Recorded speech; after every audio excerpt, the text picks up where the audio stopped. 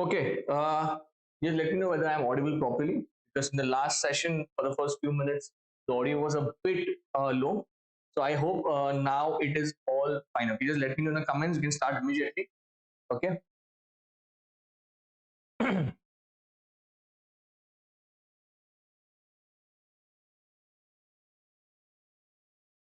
Chalo. I want everybody to please join in very quickly. Tell your friends that we are live. Okay, it's 2 p.m. and it's a Sunday. I know it's gonna be like if you have lunch, अगर आपने lunch अभी किया है तो भाई साहब please try not to sleep. Okay, because it is going to be completely quick. It is going to be completely theory. Okay, Pathan आपको ध्यान देना है. You have to be very active as you're active on Instagram. So active रहना है यहाँ पे भी. Everybody who's watching. Okay, चलो. Now first things first. Let me start. So a very good afternoon to everyone. In the last session, if you've just come across this link, so FM का भी session हुआ था.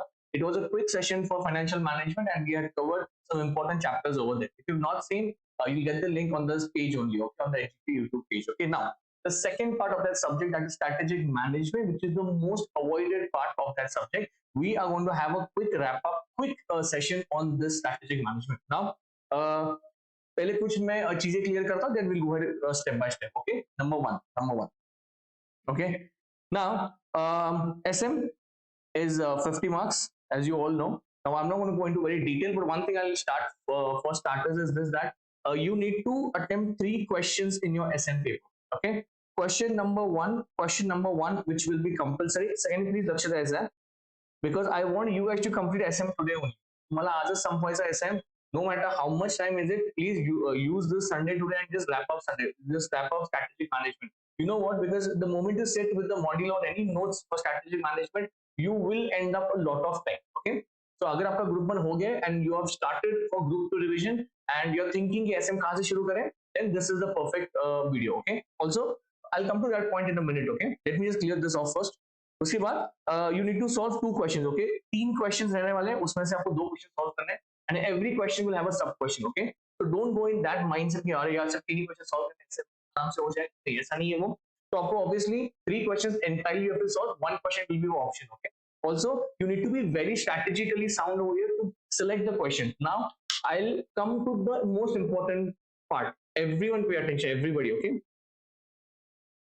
Strategic management everybody does, ऐसा कि कोई करना नहीं, group को शुरू कर रहे हैं, तो I think this might be the most easiest of the entire law. Okay, now if I say easiest, it is a bit tricky also. Why tricky? Because सिर्फ हाँ सर इतने ही चैप्टर्स हैं, 5 चैप्टर्स का करना है, इसमें कितना समय लगेगा, ठीक है. बट इवेंचुअली जब आपका कोचिंग खत्म होता है, when you start like you know revising, you end up in a very big question mark के, यार शुरू कहां से करो, from where to start. Because if you see the question answer also, अगर आपने देखा रहेगा आरटीपी या सजेस्टेड आंसर्स, एक चीज बहुत कंफर्म देखिए सर, हमको यही समझ नहीं आया कि क्या लिखना है उसमें. हमको सभी क्वेश्चन सेम ही दिख रहे हैं. Okay, this might happen in both the subjects, in audit also and in SM also. So you need to be very much accustomed to the questions which these people are asking. व्यवस्थित लक्ष्य दे. Okay, and I also tell you कि इनका trend क्या है, what type of questions are coming in again and again. Okay, ये जो PDF है ये आप प्रिंट आउट मार्क भी देख सकते हो.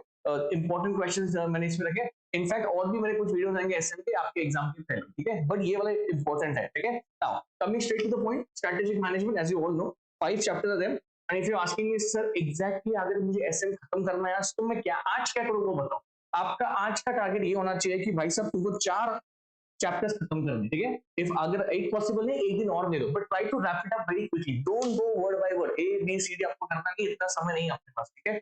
So first 4 chapters are of very important. Okay, हाँ, तो ये फिफ्थ का क्या करने का, फिर वो छोड़ देंगे क्या?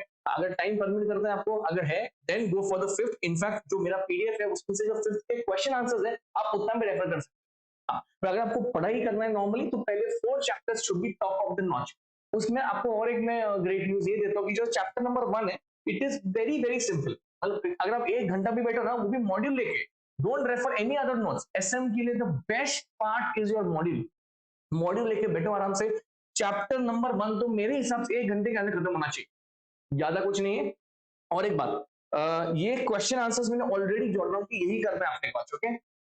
आई think I have picked up 30 questions, 30 questions रहेंगे approx, but every question is important, okay. सब वैरायटी उसमें, I've taken all of the concepts, your BCG, your ADL, Mandela matrix and all that stuff, okay, but ये बाद में, ठीक है। अगर अभी आप ये वीडियो देख रहे हो, please get up and open up your module, पहले मॉड्यूल लेके सामने बैठो, एसएम का module I want it in front of you, I tell you reason why, questions आपण नंतर करूया, ठीक आहे, हेच करायचं आपल्याला, this is what is a thumbnail, important expected question answers. But before I start this, अपन एक काम करेंगे, एक मस्त पैकी इस 4 चैप्टर्स का है ना पहले एनालिसिस करते हैं, ठीक है। मतलब आप एक टेक नोट लेके बैठ सकते हैं, you can just tear off any page and just sit over there and just write down कि what all points I have to concentrate on, क्या क्या मुझे चेक करना है 4 चैप्टर में, ठीक है। तो शुरू वहां से करेंगे, then I switch over to the question answer जहां पे आपका ध्यान होना चाहिए। और हाँ, ऑब्वियसली अभी एफएम हो गया, कॉस्टिंग अकाउंट्स में कैसे होता है, we do solve, okay. FM में अगर आपने अटेंड किया रहेगा तो अपन ने स्टार्ट टू एंड एफएम के क्वेश्चन सॉल्व किए थे, वी डिड नॉट डू, मैंने ऐसा वहां पे बिल्कुल नहीं किया था कि जाके टिक मार्क मारूं, ठीक है, ऐसा नहीं किया था, we solve, even I solve it with you, but strategic management में you know it is completely theory, so I want your participation, number one, I'll be very quick, and the most important part, तुमको सिर्फ सुनने का नहीं, ये Netflix का show नहीं है कि जहाँ पे तुम बैठे पॉपकॉर्न लेकर और सर तुम बात करो, हम लोग सिर्फ सुनते हैं, होने नहीं वाला। स्ट्रेटेजिक मैनेजमेंट को 1 मिनट में बोल देता हूँ, you need to write down. Sir अभी कितना लिखेंगे सर, आप तो पूरा 3-4 घंटा बात ही करोगे, नहीं, तो जितने भी इंपॉर्टेंट क्वेश्चन आंसर है उसमें से 2-3 पॉइंट आपको याद आ रहेगा वो आप मेरे सामने लिखेंगे, right in front of me, scribble down something so that there is a mind and hand connect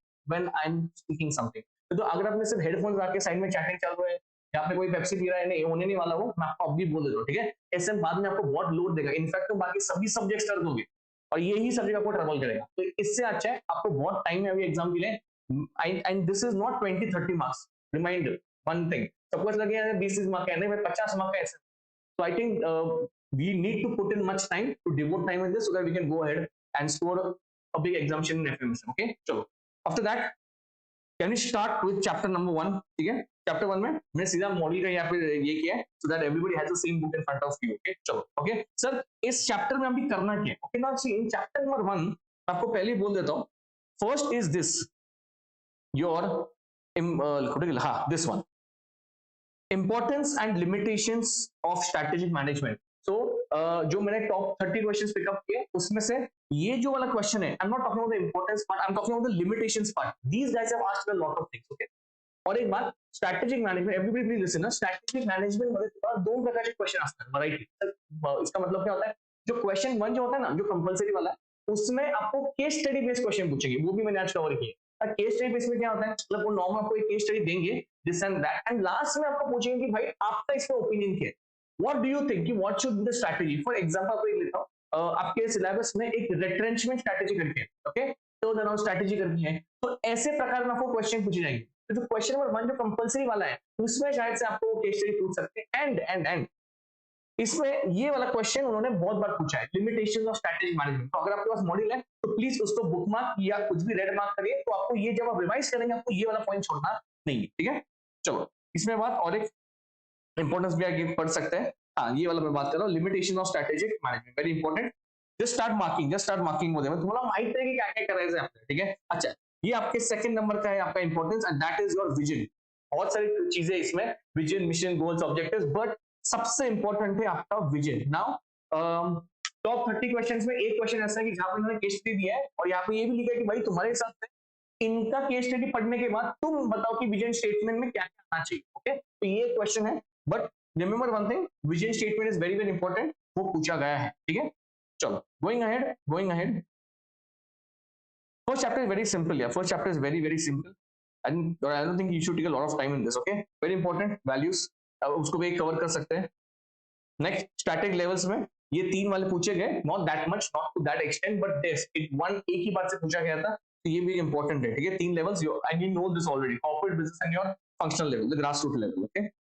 चलो नेक्स्ट, हाँ ठीक है, ये आपका हो गया चैप्टर नंबर 1, सिंपल है, इट्स ओवर आल्सो, ओके। तो भाई अगर हमने पूछ रहे थे चैप्टर 1 में करूँ क्या मैं, तो मैंने आपको अभी बोल दिया कि लक्षात ठेवा, हे टू द पॉइंट है, हे थोडे एवढंच करायचं आहे, इतना ही तुमको करने का है। चैप्टर 1 सबसे पहले आप शुरू करेंगे कहां से, importance and limitation strategic management, आज संपल बने सगळे।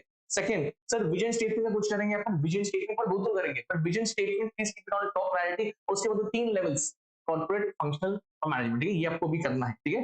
ये आपको हो गया चैप्टर नंबर 1, ठीक है। सेकंड दो चीजें हैं, एक्सटर्नल एनवायरनमेंट और internal environment, back to back chapters है। और एक बात मैंने आपको पहले ही बताया था कि जब भी एक्सटर्नल एनवायरनमेंट का बात आता है, एक चीज आपके दिमाग में स्ट्राइक होना चाहिए, तो आई थिंक स्ट्राइक अभी होगा, that is your pastel framework, okay, political, environment, social, technological, environment and what your legal, ठीक है।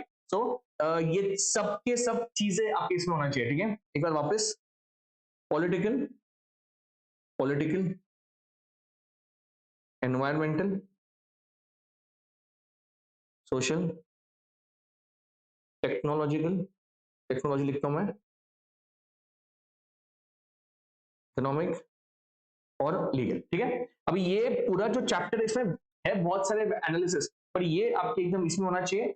दो फ्रेमवर्क्स है, एक पेस्टल है और एक स्वॉट है। स्वॉट बाद में आने वाला है, strength, weakness, opportunities and threats, okay. Now please pay attention, अगर आपका मॉड्यूल है तो प्लीज इसमें भी आप स्टार्ट करेंगे मार्किंग के लिए। सबसे important is this, where is it, where is it, where is this strategic and business environment, very important, हम उसको मार्क करेंगे प्लीज। ये वाला क्वेश्चन पूछा गया है in the previous articles, okay. Next micro and macro environment में, micro और मैक्रो एनवायरनमेंट में एलिमेंट्स को अपनी अंडरलाइन करेंगे, शायद से आपने अंडरलाइन में ऑलरेडी किया रहेगा जब हम क्लासेस कर रहे थे। इसके बाद ये हो गया आपका पेस्टल, ये हो गया आपका PESTEL. This is also very important कि भाई साहब why to business go global, एक केस स्टडी पूछा गया था कि मतलब अगर एक बिजनेस फर्म है उसको ग्लोबल क्यों जाना चाहिए, why it should break the local boundary. तो इसके कुछ आंसर्स थे यहाँ पे, आई होप कि तुमने ऑलरेडी मार्क करके रखा रहेगा, पर ये क्वेश्चन इंपॉर्टेंट है, ठीक है। Global business, next pay attention, understanding the product and the industry, मतलब आप जिस इंडस्ट्री में है उसके प्रोडक्ट आपको अंडरस्टैंड करना चाहिए, ये भी इंपॉर्टेंट क्वेश्चन है। मैं आपको वापस बोलूं, मैं सिर्फ गो थ्रू कर रहा हूँ, आई am not going into deep, मैं आपको टीच भी नहीं कर रहा हूँ इसमें, मैं सिर्फ आपको इतना बता रहा हूँ कि जब आप रिवीजन करेंगे यहाँ पे आपका ध्यान होना चाहिए, ठीक है। पर जब आप क्वेश्चन आंसर करेंगे ना, क्वेश्चन आंसर में आपको एकदम आराम से जाना है, ठीक है। अभी नहीं, अभी सिर्फ आप मार्क करके रखोगे आपको क्या, ऐसा नहीं होना चाहिए, छूटना चाहिए, ठीक है, जब आप रिवीजन कर रहे हैं। very important, product life cycle and very common and every student out there knows this product life cycle, ठीक है। और क्वेश्चन पूछे गए, ठीक है, इसमें इनफैक्ट जब केस स्टडी आया है तो केस स्टडी में ऐसा भी पूछा गया कि भाई साहब मतलब पूरे उन्होंने डिटेल्स दे के रखे और ये आपको पूछा कि आप बताएंगे प्रोडक्ट लाइफ साइकिल में कौन से स्टेज पे, ठीक है। हमको इतना तो पता है कि बोले स्टार्ट होता है, फिर ग्रो होता है, फिर वो स्टैग्नेंट होता है, फिर वो नीचे जाता है, this everybody knows, but they will not ask the entire product life cycle, that becomes very easy. तो वो आपको केस स्टडी देंगे और केस स्टडी में तुमको अंडरस्टैंड करना है, हाँ बाबा कौन से लेवल पे ये ऊपर है, नीचे जा रहा है, ग्रो हो रहा है इसका। So this is very important, product life cycle, ठीक है। क्वेश्चन लिया है मैंने टॉप 30 में, तो वो करेंगे अपन बात, ठीक है। This is also important, value chain analysis, value chain analysis, okay, तो अब उसको मार्क करेंगे प्लीज, ये इंपॉर्टेंट है। तो इसके बेसिकली भाई साहब ये दो वाले एक्टिविटीज है, primary and secondary, I hope you know this. Inbound operations, logistics, marketing and service अपन ने ऑलरेडी किया था क्लास में, ठीक है। चलो ये हम करेंगे, प्लीज को मार्क करेंगे। और ये आपके आ गए पॉटर भैया, Michael Porter, I think there is a confirm question coming because in like either of the examinations these guys will put Michael Porter, okay। तो Michael Porter का 5 forces आपको करके ही जाना है, there is no way out from there, okay, and that's the most easiest thing, इतना बहुत difficult भी नहीं है, वो करेंगे अपन। reason I'm going ahead because I've already taken this question in the top 30, okay। चलो next,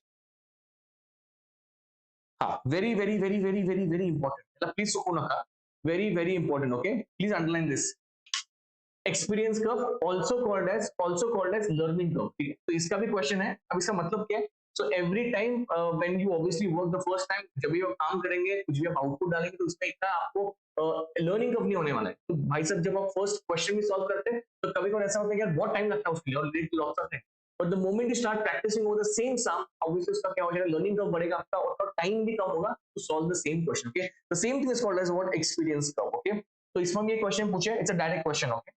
चलो नेक्स्ट, ये आप इंपॉर्टेंट मार्क करेंगे, यू बन सकता है, नो प्रॉब्लम, ये ठीक है, this is okay. This is important, competitive landscape very important, there's a question over there कि how will you understand your competition, आपको क्या क्या करना चाहिए to understand what's his strategy। so even this question is there, this question is asked in the previous RTPs, okay। in fact मैंने RTPs भी उठाए और मैंने suggested जो अभी तक questions भी आए वो भी मैंने उसको कंपाइल करके रखे हैं, ठीक है। उसके बाद आपके की सक्सेस फैक्टर इंपॉर्टेंट है, इसको मार्क करेंगे, तो मार्क करेंगे प्लीज की सक्सेस फैक्टर है, ये आपका चैप्टर नंबर 2 है, ये चैप्टर नंबर 2, ओके। चैप्टर 3 आपके स्क्रीन के सामने, मैं वापस बोल रहा हूं, आई am not going into revision of any chapter, okay. मैं चैप्टर का रिवीजन नहीं कर रहा हूं, मैं सिर्फ गो थ्रू कर रहा हूं, so that we touch all the concepts and then we go on to the questions, okay. चलो sir, chapter 3 it basically it is वो था external environment, this is internal environment, okay. Internal environment में सबसे पहले दिमाग में strike होना चाहिए क्या, SWOT, that is strength, weakness, opportunities and threat, okay. चलो एक काम करेंगे, सबसे पहले वील डू वन थिंग कि what we have to learn in this, okay. क्या क्या करना है, वेरी इंपॉर्टेंट क्वेश्चन पूछा गया है मेंडलो मैट्रिक्स के ऊपर, ओके। अच्छा, बाय द वे मेंडलो मैट्रिक्स का मतलब क्या होता है sir, it's a analysis, it's a breakdown of everything, okay.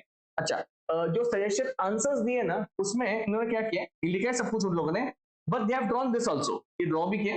अगर आपको ये आता है या अगर आपको रिकलेक्ट होता है तो आप ड्रॉ कर सकते हैं, then you can skip this part of it, there is no problem at all, you can write all the points, okay, you can write all the points except the diagram, okay। अगर आता है diagram तो आप draw कर सकते हैं, there is no problem, अगर नहीं आता है तो इस पे इतना दिमाग मत लगाओ, बाकी के पॉइंट जो है वो इंपॉर्टेंट है, ठीक है। तो अपन डिस्कस करेंगे when I take the question, when I take the question, but Mendel's matrix is very very important, okay। चलो,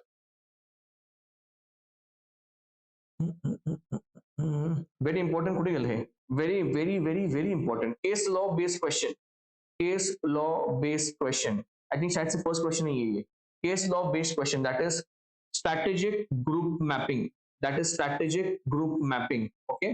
how will you map your competitors, तो कैसे उसका एक ये है, एक फ्लो है, एक स्टेप्स है, तो उसके हिसाब से आपको आंसर है, पर ये strategic group mapping is very important, okay।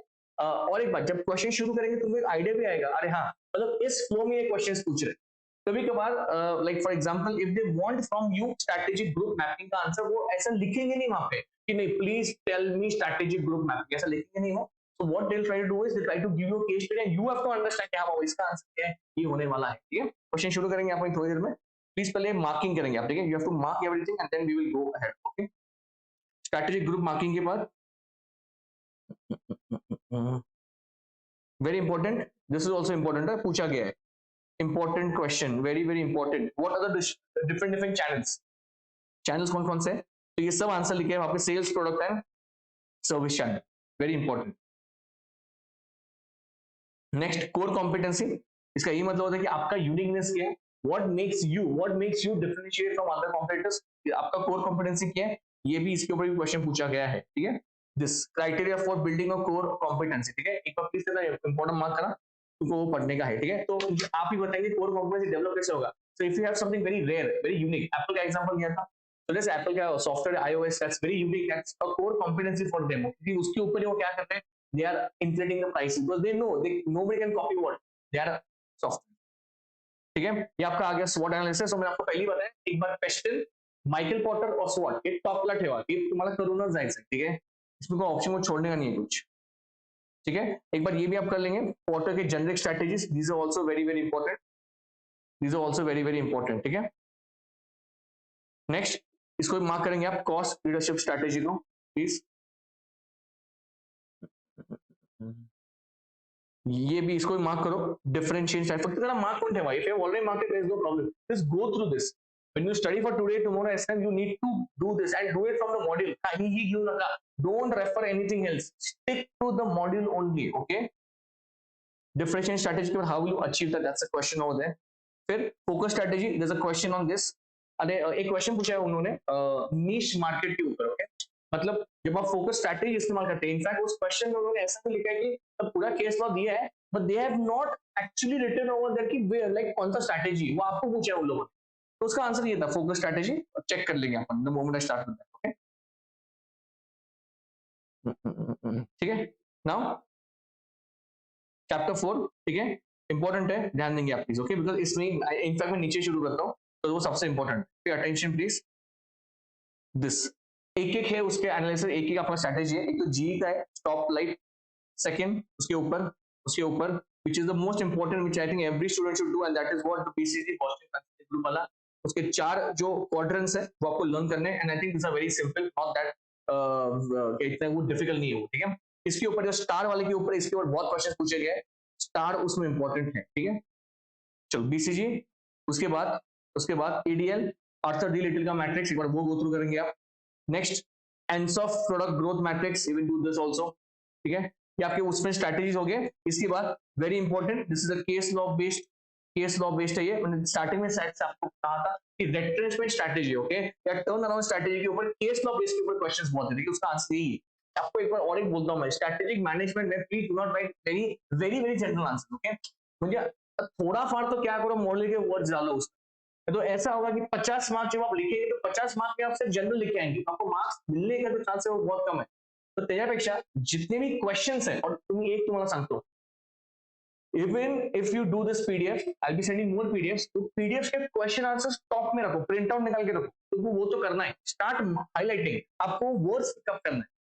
आप एक जनरल आंसर लेके आ नहीं सकते, अपन डिस्कस करेंगे, अभी शुरू करेंगे, पर मैं आपको वही बता रहा हूँ कि you need to be aligned with the modern language, तब जाके आपको थोड़े पर मार्क्स मिलेंगे। अगर आप जनरल कुछ लिख के आए, बिकॉज आप स्टैटिक मार्क्स जनरल लिख सकते हैं, जनरल क्वेश्चन ही है वो, but when there is a direct question, जहां पे अभी फॉर एग्जांपल ये पूछा है, what are the major reasons for turn around strategy, तो you need to be very very particular with the points mentioned over here, ठीक है। Will do that in a minute.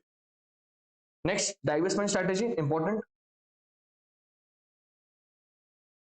Action plan for turn around, ये भी पूछा गया है, action plan for turn around. Strategic alliance is also asked, strategic alliance, because strategic alliance यहाँ पे, ठीक है, इंपॉर्टेंट है, इसको मार्क करेंगे आप, just start marking down words, don't leave out anything, don't leave out anything.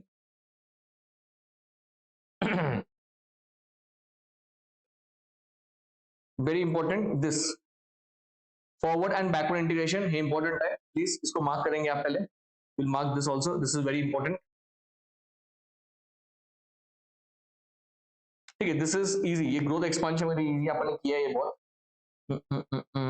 static choice, ठीक है, ओके, चलो, now please pay attention, can we go on to the questions please everyone, can we go on to the questions.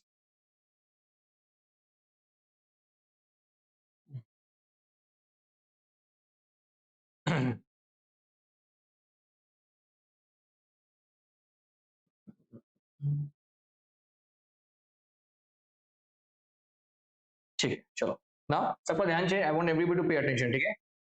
So you get this PDF, it's very important, एक एक question है, मैंने RTP search answer सबसे उठा है, आपको एक बार idea मिल जाएगा, okay. Now I want everybody to sit with a blank page, एक ब्लैंक पेज करके बैठो एंड राइट एवरीथिंग, सब लिखना नहीं है आपने को, तो थोड़ा सा आपको लगे हाँ ये इंपॉर्टेंट है, ठीक है, ताकि थोड़ा सा कॉन्सेंट्रेशन आपका बना रहे पूरे वीडियो में।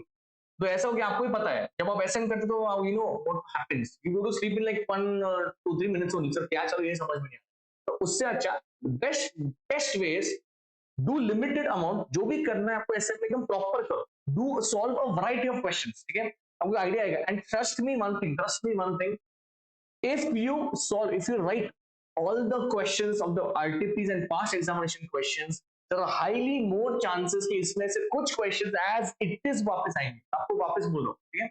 So to start with number 1 on your screen, what are the channels, जो अभी डिस्कस किया था अपन ने, and why is channel analysis important, okay, तो आप आपके बुक में शुरू कर सकते हैं, please write down not the entire part, first to understand what is this, okay। तो मैंने आपको जस्ट बता दिया कि 3 प्रकार के चैनल है, 3 प्रकार के चैनल है आपके सामने, सेल्स, प्रोडक्ट और सर्विस, ठीक है। चलो, सेल्स चैनल, सबसे पहले चैनल का मतलब, so it's a distribution system through which organization distribute their product or provide services to customers, they play a very important role in searching target market। और simple example देता हूं मैं आपको, remember one thing, अभी Amazon है, you have your Flipkart, they have amazing distribution channels, मतलब you are sitting in one part of the country, you ordering something else और वो आपके लोकेशन पे आ रहा है properly, it's a amazing distribution channel, तो आप ऐसा लिख नहीं सकते amazing distribution channel, आपको 0 मार्क मिलेगा।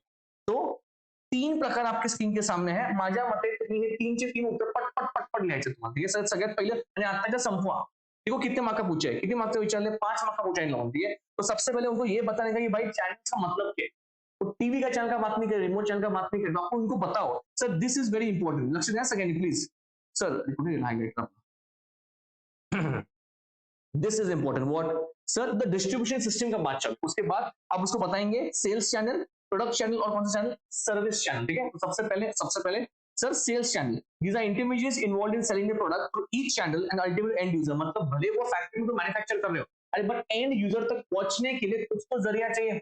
अरे एग्जांपल मुझे एक बताओ, अभी Mahindra for that matter, Mahindra will manufacture car, will manufacture new cars every year, okay, but the point is what it needs to reach the customer, तो किसके थ्रू करेंगे सर, उनके ब्रांच के थ्रू करेंगे सर, जिन लोगों ने भी फ्रेंचाइजी उठाई है उनके महिंद्रा के, so that will be the intermediaries who will be selling a product. Number one. Second, the product channel. The product channel focuses on a series of intermediaries who physically handle the product on its path from its producer to end user.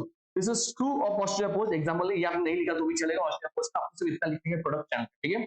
Service channel. The service channel refers to entities that provide necessary services to support. एक ही बार important है, मैं उसको mark करता हूँ पहले. Support system. अरे after warranty for example अगर phone भी खराब हो गया, you go to authorised dealer, these people will tell, तो उनको ही पता होता है technical know how of that. So वो यही बात करेंगे चैनल्स कौन से माध्यम में होने चाहिए. तो तीन प्रकार के इसका आंसर मेरे साथ ही आप खत्म करेंगे. सबसे पहले सेल्स, मग प्रोडक्ट आणि service. I hope you have written down. Let me know whether written down yes और नो इन द बुक. आणि खरोखर लिहायचं आहे माझ्याबरोबर संपवा. तुम्हाला आज कॉन्फिडन्स येईल की स्ट्रॅटेजिक मॅनेजमेंट मला काहीतरी येते बाबा. Because I know what happens. कितना भी तुम करो SM, कितना भी SM करो, you will have that fear in your mind. अरे यार कुछ हुआ ही नहीं. अरे जब क्वेश्चन सामने आता है ये सर क्या है, यही समझ में नहीं आता है. त्यापेक्षा stick to this questions which are important. Just let me know whether you've written down in your book or what. Three channels in your book. Question number 1 का answer. First, S, P or S. Sales, product and service. Has everybody written down? Give me a yes or no. First, sales, product and service. पट लिहा. हे कोण आहे आणि मी परत सांगायला लागलो ह्यातले question पडणार म्हणजे पडणार, सांगायला लागले तुम्हाला, फक्त थोडंफार लक्ष द्या. चलो नेक्स्ट स्क्रीन के सामने question number 2. Explain the concept of vertically integrated diversification. How is forward integration different from backward integration? Will be also solving case studies. ये तो डायरेक्ट क्वेश्चन है भाई साहब, ये जितने भी डायरेक्ट क्वेश्चन है. And I want everybody to comment. सोने का नहीं है वहां पे. Tell me right now, I am asking again कि whether you have written down that answer, yes or no. सब लिखना नहीं, सिर्फ चैनल्स लिखने हैं आपको, ठीक है? चलो सर, वर्टिकली इंटीग्रेटेड का अर्थ क्या है? सर हमको इतना तो पता है सर, वर्टिकल और हॉरिजॉन्टल इतना होता है. सो वर्टिकल का मतलब कि भाई साहब you are expanding in your own manner, you are not doing here and there. See, इसका मतलब ये होता है कि आप आगे या आप पीछे, मतलब पीछे मतलब सप्लायर और आगे मतलब कस्टमर, ठीक है? Vertically integrated diversification is a strategic approach in which a company expands its business into what different stages of production or distribution process. मतलब ये क्या सोच रहे हैं अभी यार, इतने जन हमने आगे लगाए कस्टमर तक पहुंचने के लिए काम करते हैं अभी, we will step into their shoes only. हम लोग भी ये काम करते हैं, दूसरे को फ्रेंचाइजी देने से अच्छा हम लोग ही निकालते हैं. फिर देखो, this involves either forward integration और बैकवर्ड इंटीग्रेशन, ठीक है? The key difference between forward and backward is that in the direction of expansion within supply, forward integration moves towards the end consumer, मैं वही बोल रहा हूँ, while backward moves towards what? The source of raw material. Forward integration allows companies to have more control over what the distribution channel. कभी कभी ऐसा होता है कि आपने किसको तो आउटसोर्स करके रखा है कि भाई तू बेच सामने वाले को. अभी ऐसा होता है कि नहीं यार, मैं ही वहां पे जाके मैं ही शॉप ओपन करता हूँ और मैं ही कस्टमर से डील करता हूँ. Okay, next. In contrast, the backward integration helps the company secure stable supply of inputs. कभी कभी ऐसा होता है सप्लायर्स टाइम पे माल नहीं देते. अगर सप्लायर ने टाइम पे माल नहीं दिया तो मेरा प्रोडक्शन लाइन पूरा एंड हो जाएगा, डिले हो जाएगा. तो उससे अच्छा ये है, late us only step into what? The raw material production, that we can get it on time. That is called backward integration. Okay, pay attention please. Both types of integration, your forward and backward, offer strategic advantages to increase market power, cost efficiency, get. So obviously अगर मैं ही supplier हूँ, अगर मैं ही captive consume कर रहा हूँ मेरा ही माल, तो सर ऑब्वियसली कॉस्ट जो लीडरशिप है, तो कॉस्ट इफेक्टिवनेस वो तो आने ही वाला है. However, the decision to pursue forward or backward integration depends on factors in industry dynamics, competitive landscape, and company's core competence in what? Resources. और एक बात इसमें आपको ध्यान रखना चाहिए, ऐसा ना हो कि जब आप पीछे जा रहे हैं बैकवर्ड इंटीग्रेशन, आपका फोकस जो मेन इसमें वही निकल जाए. So there are all other factors also to see, but this is the meaning of forward integration and backward integration. Forward मतलब आप बीच में जो डिस्ट्रीब्यूशन चैनल्स आपके हैं, जहां पे आपका वो जरिया था कस्टमर तक पहुंचने के लिए, आप उनके फुट में जा रहे हैं. You are stepping into their shoes. And what is backward integration? You are stepping into the supplier's shoes. Okay, everybody okay till here? Everybody okay? दो चीज लिखने पट लिहायचं हमारा, सगळं लिहायचं नाहीये. Just write down forward and backward. Forward म्हणजे काय, डिस्ट्रीब्यूशन चॅनल्स को तुम्ही जाताय, और what is backward integration? तर सप्लायर के शूज में आपण जा रहे हैं. हे थोडेफार शब्द तुमच्या डोक्यात आता यायला पाहिजे, ठीक आहे? चलो नंबर 3 व्हेरी इंपॉर्टंट. आणि हे सगळे पडलेले क्वेश्चन आहेत. तो starting is a question I think 15 approx. ये सब पास्ट एग्जामिनेशन क्वेश्चंस है, ठीक है? रेकमेंडेड टूल, आता बघा हा क्वेश्चन कैसा है, it's such a tricky question. अभी वो आपको पूछ रहे हैं, recommended tool to analyze the competitive position of various rival companies in the market and outline the step by step procedure for using what? The identified tool. आता sir हमको कैसा पता है टूल कौन सा है? लिखा भी नहीं वहां पे भाई साहब. दैट इज वाई ये ऐसे वाले क्वेश्चन ना पहले उसको टारगेट रखो. तो ये स्ट्रैटेजिक ग्रुप मैपिंग का क्वेश्चन है जो मैं थोड़ी देर पहले आपसे बात कर रहा था. स्ट्रॅटेजिक ग्रुप मॅपिंगचा प्रश्न आहे हा. तर जर तुम्हाला हा प्रश्न आला कि to analyse the competitive position of various rival companies, मतलब फॉर एग्जांपल अगर मैं धंधा कर रहा हूं तो भाई जितने भी राइवल्स है तो उसके लिए मैं क्या करूंगा सर, मैं मैपिंग करूंगा. तो that is called strategic group mapping. Very very very important. ठीक है, आई थिंक तुम्हाला दिलं पण नाही, they have not written over there, you need to identify that. ठीक है, चलो pay attention please. So it's a tool to identify market position rival company, जो भी आपका राइवल्स रहेगा. The procedure for constructing this mapping are as follow. So बहुत ही easy है आपके सामने भाई साहब, 4 स्टेप्स है और मेरे हिसाब से स्ट्रैटेजिक ग्रुप मैपिंग के 4 स्टेप्स आत्ताच्या आता तुमच्या पुस्तकात पाहिजे. Right now let me first read it out, I'll explain and then you write it. Okay, number 1, identify the competitive characteristics that differentiate firms in the industry. Typical variables, the price, quality, geographic coverage. पहले क्या बात करें कि भाई एक ही word important है यहाँ पे, आइडेंटिफाई करो. तो भाई साहब वो ये बात करें कि जितने भी आपके राइवल्स हैं वो उनके इसमें क्या इंपॉर्टेंट है. मतलब एक कोई तो प्राइस में इंपॉर्टेंट है क्या, मतलब एक का क्वालिटी बहुत भारी है बट उसका प्राइस भी बहुत कम है, एक का जियोग्राफिकल लोकेशन बहुत भारी है. तो जब आप ये मैपिंग करेंगे, मैपिंग का मतलब क्या है, जस्ट एक ग्राफिक्स मैप आप होगा जो ये जो आपका राइवल है वो कौन से इसमें उसका मेन कोर कॉम्पिटेंसी क्या है. तो सबसे फर्स्ट आंसर क्या है, आइडेंटिफाई करो. ठीक है सर, क्या आइडेंटिफाई करो, the competitive characteristics that differentiate, मतलब why is this rival different from me. Number 1 तो आपको आइडेंटिफाई करने का. ठीक है, second plot the form on two variable map, मतलब क्या आप एक्स और वाई करते तो प्लॉट करेंगे आप. assign firm that fall about the same strategy space to what, same strategy group. अब एक भी बनेंगे, एक ऐसे क्लस्टर ग्रुप बनाएंगे कि जहां पे फॉर एग्जांपल 3 राइवल्स हैं और तीनों राइवल का ज्योग्राफिक लोकेशन का एडवांटेज, तो उन तीनों को एक ही ब्लॉक में डालेंगे.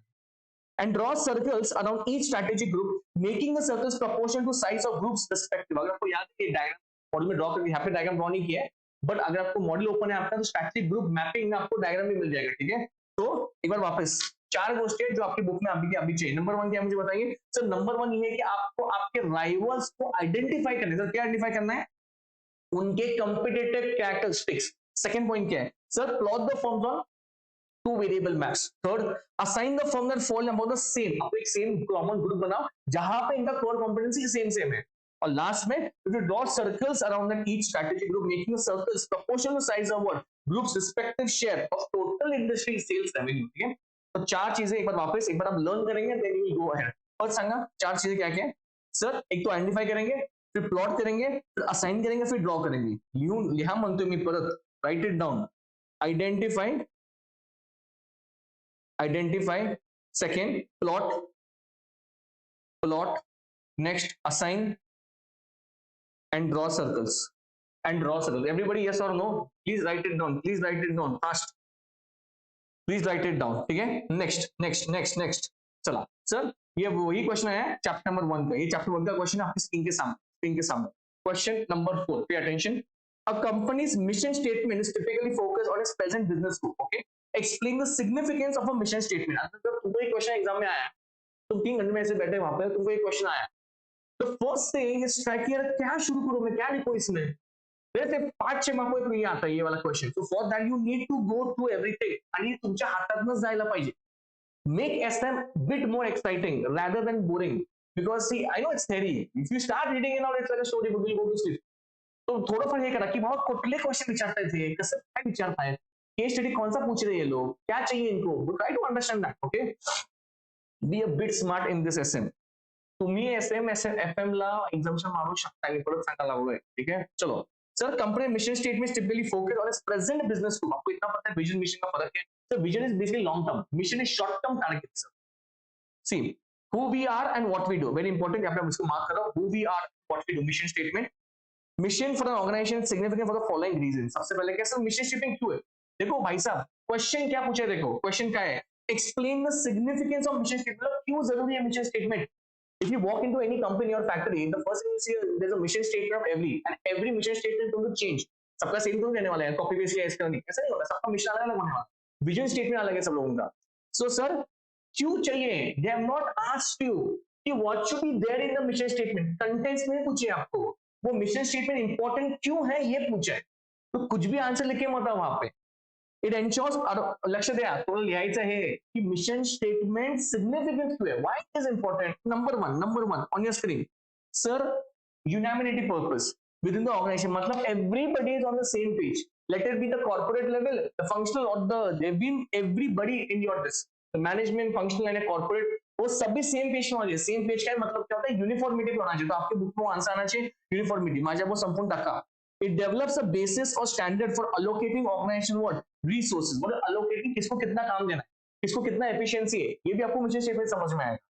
It provides a basis for innovating the use of organizations resources. Thinking what important है इसको इनामिटी. It is a basis for allocating resources. It is a basis for innovating the use of what organizations resources. Next, establish a general tone or organizational climate. What is the tone? Tone का मतलब tone ये बात नहीं कर रहे आपके voice का, तो environment का बात कर रहे हैं. So if you prepare a mission statement, everybody like sees it, right? अरे हाँ ये अपना मिशन, ये अपना टारगेट अचीव करना है, क्वार्टर एंड का टारगेट रहेगा, एक साल भर का टारगेट है. सो एक टोन वो सेट करता है. एक फॉर एग्जाम्पल से योर कॉर्पोरेट सेक्टर जो ऊपर का लेवल है, उसने क्या किया कि नहीं यार 6 महीने में we have to be very aggressive. तो everybody will start in that fashion only. नहीं यार एग्रेसिव होना है ना, we have to increase the sales. तो भाई साहब एक टोन सेट करेगा आपका mission statement. It serves as a focal point for who can identify the organization purpose and what is focal point, the important point. भाई देखना कहाँ पे, फोकस कहाँ पे करना है मुझे. ठीक है. Next, it facilitates a translation of objective goals into work structure. जो भी तुमने सेट किया है, pay attention, जो भी तुमने सेट किया है कि ये अचीव करना है, ये करना है, मिशन स्टेटमेंट को इंप्लीमेंट करेगा. मिशन स्टेटमेंट को इंप्लीमेंट करेगा. विजन स्टेटमेंट में ऐसा लगता है कि तीन after 5 years we have to achieve 100 crore. अरे बाबा 5 साल के एंड में तुमको अचीव करना है ना 100 करोड़, तो उसको स्टेप बाय स्टेप जाना पड़ेगा. ये स्टेप बाय स्टेप ही किसमें रहेगा, तुम्हारे मिशन स्टेटमेंट में रहेगा. So this is a very important point. It translates your objectives and goals into what? Sir, into work structure. म्हणजे काय implement करतात ते. It specifies the organization purposes and the translation of these purpose into what? Goals. मतलब क्या कि आपका purpose क्या है, आपका मकसद क्या है, वो इंपॉर्टेंट है और वो आपके मिशन स्टेटमेंट में रिफ्लेक्ट करेगा. ठीक है. चलो, I hope you have written down this. एक बार वापस गो थ्रू करेंगे and then again we will start this. Okay. चलो सर, क्वेश्चन क्या था एक बार वापस. मिशन स्टेटमेंट के बारे में क्वेश्चन है. कंटेंट्स नहीं पूछे, कंटेंट्स नहीं पूछे. Significant, why it is significant to have a mission statement, that is the question. तो इसमें एक एक वर्ड, तुम्हाला एक शब्द जरी माहित नसला ना, तुम्ही आपकी लाईन खेचू शकताय. पण जर तुम्हाला शब्दच माहित नसला, if you right something very general and come out, भाई मार्क्स नहीं मिलेगा. ओके. सर मैंने एसएम का पेपर बहुत लिखा, सर मैंने 50 का 50 मार्क लेके बाहर आया, मैं 10 मार्क भी नहीं मिला sir. Why? Because you are not writing according to this. म्हणून मॉड्यूल महत्वाचं आहे. परत परत सांगायला लागलो तुम्हाला. ठीक है. चला सर, सबसे पहला आंसर क्या था आपका. सर ये सिग्निफिकेंट इसलिए कि भाई साहब ये एक यूनानिमिटी मतलब कि यूनिफॉर्म बेसिस पे प्रोवाइड करता है.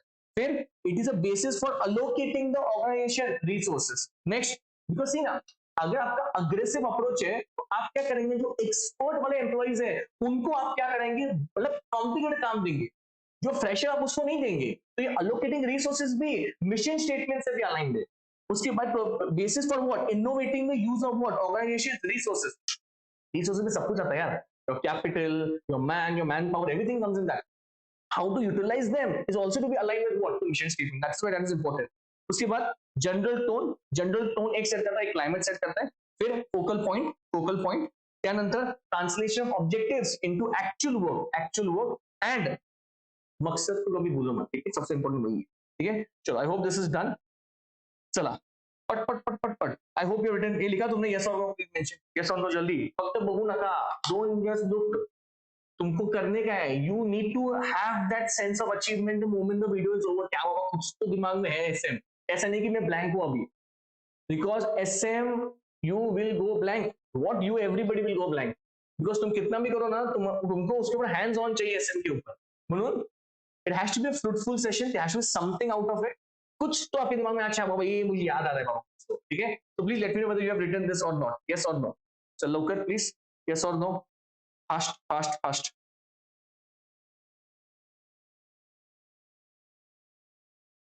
सबसे पहले चलो अभी क्वेश्चन 5 करेंगे 2 मिनट में. क्वेश्चन 6 हो जाता है, इंपॉर्टेंट है. क्वेश्चन 6 इंपॉर्टेंट है. Pay attention and it's a very good question drafted. खूप भारी क्वेश्चन ड्राफ्ट केला त्यांनी आणि तुम्हाला विचारला त्यांनी. बघा क्वेश्चन कसं आहे. Innovation leads to unnecessary expenses that do not give as many returns. परत वाचतो, बाउन्सर जर गेला असेल तर. Innovation leads to unnecessary expenses that do not give any returns. ये सेंटेंस ही बहुत कंफ्यूजिंग है सर. ये ऐसा क्या लिख रहे हैं लोग. तो ये लोग ने ऐसे लिखा है यहाँ पे कि अगर आप इनोवेशन करते हैं, मतलब R&D कुछ करते हैं, रिसर्च डेवलपमेंट कुछ करते हैं, इनके हिसाब से हम ये बता रहे हैं कि ये पूरा अननेसेसरी खर्चा है. इनोवेशन असं हे तुम्हाला विचारतायत. ठीक आहे. ते asking that do not give many returns. अच्छा सर, आगे क्या लिखा वो इंपॉर्टेंट ना अभी. Do you agree with the statement? Obviously not. Tell me one thing, if you do innovation, why will be there disadvantages? So ये आपसे पूछ रहे हैं, do you agree with this statement? Give reason in support of your answer. अगर आप answer नहीं है आपका तो आपको रीजन देना पड़ेगा. अगर आपको लग रहा है कि नहीं नहीं नहीं सच में इनोवेशन अगर तुम करोगे तो खर्चा बहुत बढ़ेगा और अननेसेसरी है, why to do innovation? Whatever is your answer, yes or no, you have to give reasons. Okay, now see, these are the kind of questions which in which your opinion is going to matter. बरोबर ना? आता बघा, सबसे पहले the statement innovation leads to unnecessary expenses, copy paste करने का ऊपर का point, is often debated, but evidence strongly suggests that innovation is crucial for our long term business growth. तो कैसा आंसर ड्राफ्ट किए म्हणजे असं म्हणतात ना गोलमाल आंसर कसं केलंय बघा ना, स्टार्टिंग कसं केलंय, इज ऑफन डिबेटेड, मतलब वो ये खुद ही ऐसी आपको बोल रहा है कि नहीं भाई हमको भी ऐसा लगता है यार ये बराबर खर्चा हो सकता है छोड़ो, बट आगे चल के हम लोग नहीं नहीं लॉन्ग टर्म के लिए अच्छा है. I disagree with the statement for several reasons. Okay, ये लाइन चकाचक आना चाहिए वहां पे, ठीक है, पैराग्राफ में लिखने का. तो सबसे पहले क्वेश्चन क्या पूछेगा कि वेदर यू अग्री और डिसअग्री, तो उसको दिखना चाहिए नहीं भाई तो तुमने इतना बड़ा पैराग्राफ लिखा है, वो एग्जामिनर ढूंढ रहा है उसमें कि तुमको क्या एक्चुअली में बोलने है. तो सगळ्यात आधी मस्त वेरी क्लियर वेरी क्रिस्प 3 वाक्य 3 लाइन्स में क्लियर करो. आई एग्री आई डिसएग्री, उसको भले उसको अंडरलाइन करो वहां, ठीक है. आई डिसएग्री, ठीक है, अभी डिसएग्री उसका नेक्स्ट आंसर क्या है सर, अभी इसके रीजंस बताने पड़ेंगे इसको कि भाई इन्होंने ऐसा क्यों लिखा है वहां पे. सबसे पहले helps to solve complex problems. A business tries to find opportunities in existing and it does so through planned innovation. This guided innovation helps solve all complex problems. मतलब वो एक बात कर रहे हैं कि अगर हमने इनोवेशन अगर किया तो ये जितने आपके कॉम्प्लेक्स प्रॉब्लम्स वो क्या होंगे, सॉल्व हो जाएंगे. So second, it increases productivity. Yes, तो एक सिंपल आपको एग्जांपल देता हूं, ऑटोमेशन अगर आपने किया तो ऑब्वियसली आप मिलियंस ऑफ डॉलर्स क्या कर सकते हो, सेव कर सकते हो. Next, give competitive advantage. So obviously अगर आपने इनोवेशन किया है तो you will always be one step ahead of your what competitive. आता मला सांगा, ये 3 पॉइंट तुमको लिखने का है, 3 पॉइंट तुम्हाला लिहायचे. अगर ये क्वेश्चन पूछे और वो पूछेंगे कि innovation goes to unnecessary expenses, what is your answer? I strongly disagree with this. Starting में ऐसा लिखने का, इट इज डिबेटेबल, ऐसे एकदम फटाक से जाने का हाँ नहीं डिसएग्री नहीं, डिबेटेबल है, बट एविडेंस ये दिखा है over the years that this is a incorrect statement. Okay, so I disagree with the statement and following the reasons why I disagree with it. तो ये 3 आंसर आहे. असं लिहू नका आय डिसअग्री आहे की तुम्ही शोधा रिझन काय, आम्हाला मला काय माहिती आहे असं काय लिहून यायचं नाही आपल्याला. You need to tell them कि भाई व्हाई डिसअग्री कर रहे हैं. तो 3 आंसर अपने स्क्रीन के सामने और 3 के 3 तुम्हारे बुक में अभी होने चाहिए, 3 के 3 बुक में अभी होने चाहिए. सबसे पहले क्या है sir, help to solve what problem, complex problem, ठीक है. उसके बाद इंक्रीजेस प्रोडक्टिविटी और तीसरा क्या है, gives competitive advantage. Do let me know whether you have written on in book और इनोवेशन व्हाई डिसएग्री. तो सबसे पहले उसके 3 रीजन है कि why innovation should be there, sir it helps to solve complex problems. Second, it increases productivity और सबसे important है कि वो तुम्हारे कंपटीशन से एक स्टेप आगे रहने वाले हो any time if you innovate. Have you written down this, yes और नो? एक बार जल्दी मुझे बताएंगे यस और नो लिखा है कि नहीं आपने. सेकंड, फुल फोकस पाहिजे, पूरा फोकस चाहिए मुझे. तो टंगन मुंगन काही होणार, तो नींद आ रहा है, ये हो रहा है, और सोफे पे लेट के तो देखो ही मत. तुम अगर सोफे पे लेट के देख रहे हो ना, पहला उठो जाके टेबल पे बैठो, बहुत चांगला बोल है. चलो सबका हो गया. चलो बेस्ट. अब क्वेश्चन 5 करना है, वो मैंने स्क्रिप्ट किया था जानबूझ के, तो ये इंपॉर्टेंट था. क्वेश्चन 5 करेंगे अभी. What are the key characteristics of business products that contribute to overall competitiveness and dynamics of the market? Very important. Question को पहले समझ लो क्या है, क्वेश्चन को समझ लो. चलो sir, what are the key characteristics, ठीक है सर, किसका पूछ रहे भैया, किसका पूछ रहे हैं, ऑफ द बिजनेस प्रोडक्ट्स. इसको अंडरलाइन करेंगे आप, बिजनेस प्रोडक्ट. कारण कसं आहे माहिती आहे का, तुमको क्वेश्चन को अंडरस्टैंड करना पड़ेगा रे. तो तुम कल क्वेश्चन पढ़ोगे तुमको यही स्ट्राइक ही नहीं हो रहा है कौन सा आंसर है. Very crisp man, I tell you very properly, please understand the question. Okay sir, आपके प्रोडक्ट का पूछ रहे हैं that contribute to overall competitiveness and dynamics. Okay, business sell products. A product can either be good or service, provide physical good or service and experience, following are the key characteristics of business product. ठीक है sir. तो क्या क्या feature है देखिए. सबसे पहले products are tangible और इनटैंजिबल. सिंपल, मतलब वो क्या बात कर रहे हैं, अगर इंटैंजिबल सर्विस है, ठीक है, तो ये सबसे पहले हो गया आपका. आप देख सकते हैं प्रोडक्ट हैज अ प्राइस, आपके फ्री में देने वाला नहीं सर. सर कभी प्राइस ऐसा होता है, मार्केट डिसाइड करता है, ठीक है. Next, products have certain features that deliver satisfaction. A product feature is a component of product that satisfies the customer need. एक कस्टमर आपका प्रोडक्ट, आपका सर्विस तभी लेगा क्योंकि उसको गरज है, and he will be very happy if he satisfied with your what product or service. Next, product is pivotal for business. What is pivotal? Very important. Product is the centre of the business around which all activities revolve. मतलब जो आप बेच रहे हो ना, जी there are lots of things happen in a business. आप marketing करेंगे, आपकी स्ट्रेटेजीज रहेंगी, सब कुछ होने वाला है, पर ये किससे होने वाला है भाई साहब? आपका मेन पॉइंट क्या है? अरे जो आप बेच रहे हो, अगर आपका प्रोडक्ट ही तगड़ा नहीं है, आपकी सर्विस ही अच्छी नहीं है, तो इसका कुछ भी फायदा नहीं है। आपका सर्विस गंदा है, तुम कितना भी मार्केटिंग करोगे, बेचने नहीं होने वाला है। So the main point is what? The main point is what? Product is pivotal for your business. A product has a useful life. Every product has a useful life. After it must be replaced, as well as life cycle after which it should be reinvented or many cease to exist. We've observed that fixed line telephone instruments have largely replaced by what?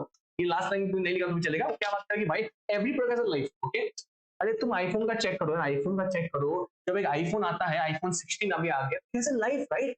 मुझे ये बताओ, iPhone 16 5 साल चलने वाला है क्या? नहीं sir, impossible है। एक साल होने के बाद लोग बोलेंगे ना मुझे और टेक्नोलॉजी चाहिए, I want something more now in the phone. So every product will have a life cycle.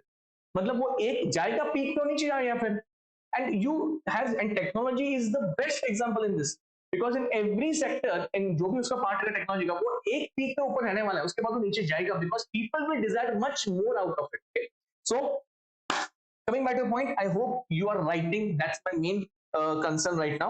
So sir क्या लिखना है ये बताएंगे?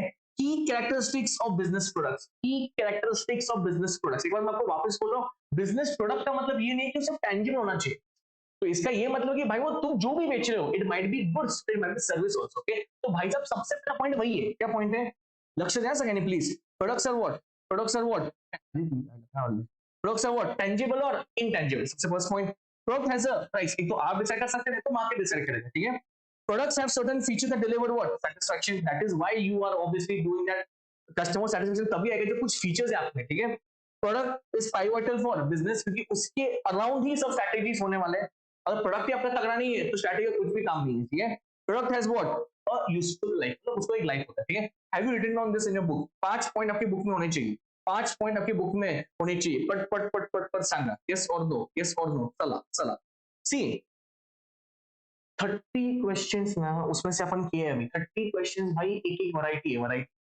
Over the 5 chapters I have picked up this question. Okay, तुम्हाला एक sense of satisfaction in the moment you finish with this 30 question. Okay, trust me on this thing, और you need to be till the end. Okay, बीच में कल्टी नहीं मारना है। Question number 7, explain how organizations can effectively manage strategic uncertainties in rapidly changing business environment. Sir अशी काही प्रश्न, ये ऐसे क्वेश्चन आए ना सर, हमारा तो फ्यूज ही उठ जाएगा एग्जाम में, डायरी उठना। मतलब देखो सर, अभी क्या क्वेश्चन पूछा इन लोगों ने? Explain how the organisations can effectively manage what? Strategic uncertainties in a rapidly changing business environment. तो क्या लिखोगे रे इसमें? सर वो लिखना छोड़ दो, वो है क्या वो पहले बताओ। अभी वो ये बात कर रहे हैं कि देखो, हमेशा जो भी आप स्ट्रैटेजी बनाएंगे, ऐसा नहीं है कि वो 100% अचीव होने वाला है, but there will be so much changes in the environment. जो पेस्टर का बात किया अपन ने, सब पॉलिटिकल अनस्टेबिलिटी तो हो सकता है, तो आपका स्ट्रैटेजी भी क्या होने वाला है? तो चेंज होने वाला है। तो strategy needs to be flexible. तो वही बात कर रहे हैं कि how do you manage these uncertainties, ये क्वेश्चन पूछा इन लोगों ने, ठीक है। तो इसका आंसर आपकी स्क्रीन के सामने।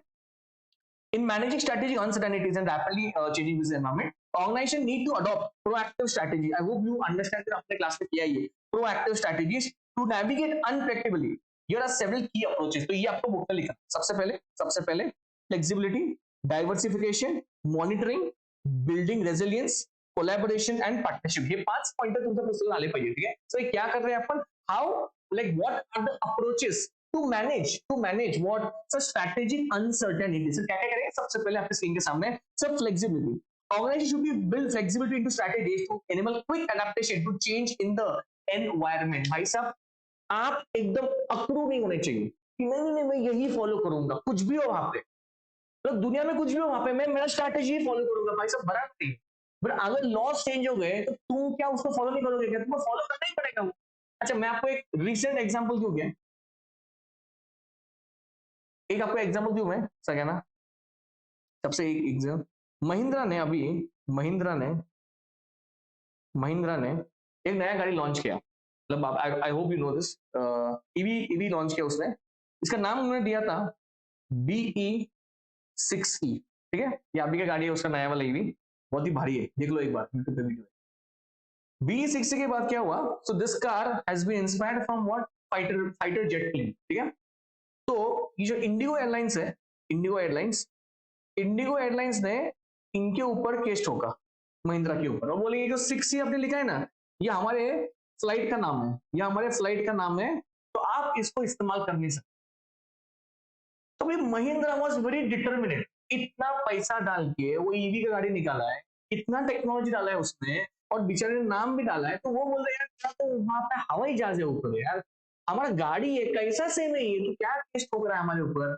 But tell me one thing, अगर लॉ सूट फाइल हुआ है, does Mahindra needs to adapt to this, और will it be very determine, नहीं हेच वापरना नहीं, तो क्या किया इन लोगों ने, ऑब्वियसली फाइट बैक किया उन लोगों ने, तो they drop this E over ई, तो ना तो कार्स नेम ओनली BS6, वो ये ड्रॉप किया, but they still fighting the case. Coming back to the point, point क्या है मेरा भाई साहब, कि आपको डैश रहना चाहिए, आपको क्या रहना चाहिए, you need to be flexible, तुमको फ्लेक्सिबल रहना चाहिए, समझ में आ रहा है आपको, you need to be flexible. अगर तुम फ्लेक्सिबल नहीं है, तुम ऐसे ही बैठे नहीं भाई, वो एक्सेप्ट नहीं होगा फिर वहां, समझ में आ रहा है आपको। Next, diversification. Diversifying the organization's product portfolio, markets, and customer base can help reduce what? Impact of static uncertainty. What is diversification? You know, there is a quote: "Never put all your eggs in one basket." मतलब आपको diversify होना मांगता भाई, मतलब अगर एक काम एक नीचे आ रहा है आपका बिजनेस, तो दूसरा होना चाहिए वहां पे, तो वही बात कर रहे हैं। See, to decrease the strategic uncertainty, make sure your business is a bit diversified. Monitoring and scenario planning. Regularly monitoring key indicator of change and scenario planning. Exercise help organization anticipate and prepare for different future. सबसे important point है cut short the story, आपको सब कुछ चीजें monitor करना पड़ेगा, आपकी company में क्या चालू है, बाहर क्या चालू है।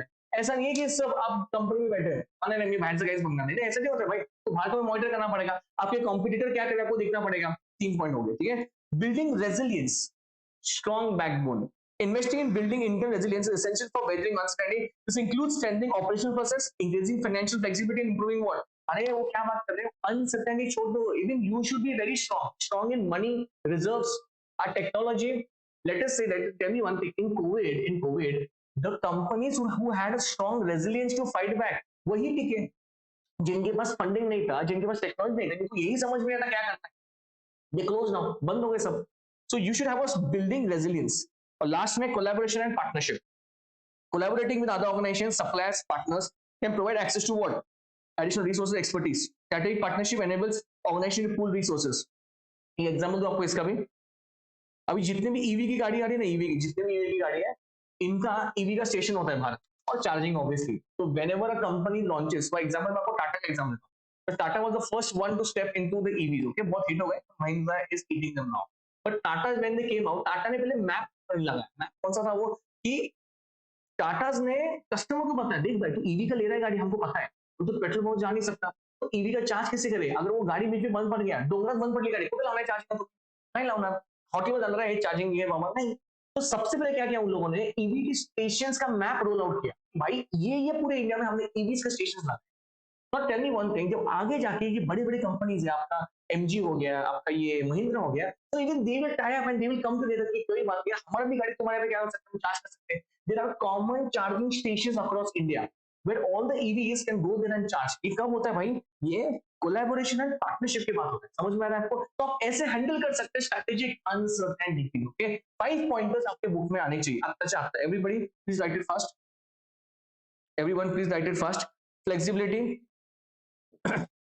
अब्दुल ध्यान देना है, अरमान खान भावी करा नंबर विनंती आहे, ऐकत राहा, हो तुम्हाला ऐकत राहायचं आहे, तुम्हाला दुसरा ऑप्शनच नाहीये, पर्यायच नाही दुसरा काय, तुम्हाला ऐकत राहायचं आहे, ठीक आहे, झोपण्यापेक्षा ऐकलेलं कधी पण चांगलंच आहे, लक्ष द्या। Diversification, monitoring, building resilience, spelling बराबर लिखो, लिखू नका रेजिलियंस स्पेलिंग ना, वो स्पेलिंग बराबर लिखो वहां पे।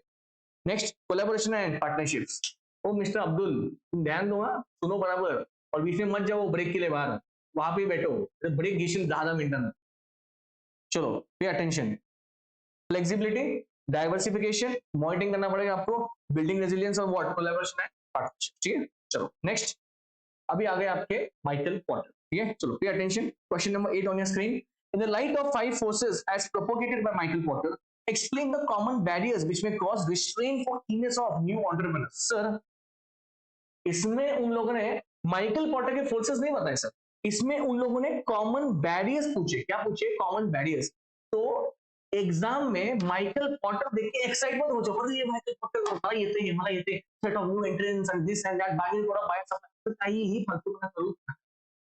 Super model of the story. तो क्वेश्चन आता है तो पहले ध्यान से पढ़ो, मायकल पॉर्टर देख के एकदम एक्साइटमेंट होते, वो लिख के मोठा बात, वो तुम्ही क्वेश्चन दिले, अरे नंतर तुम्ही क्वेश्चन वाचला घरी आल्यावर, अरे कॉमन बैरियर लिहिलं का, तो ऐसा मत करो। यहाँ पे क्या पूछा है, उससे स्टार्ट उन्होंने किया है कि माइकल पॉटर, आगे क्या बोला है कि माइकल पॉटर के common barriers which may cause restraint for kinase of new entrepreneurs.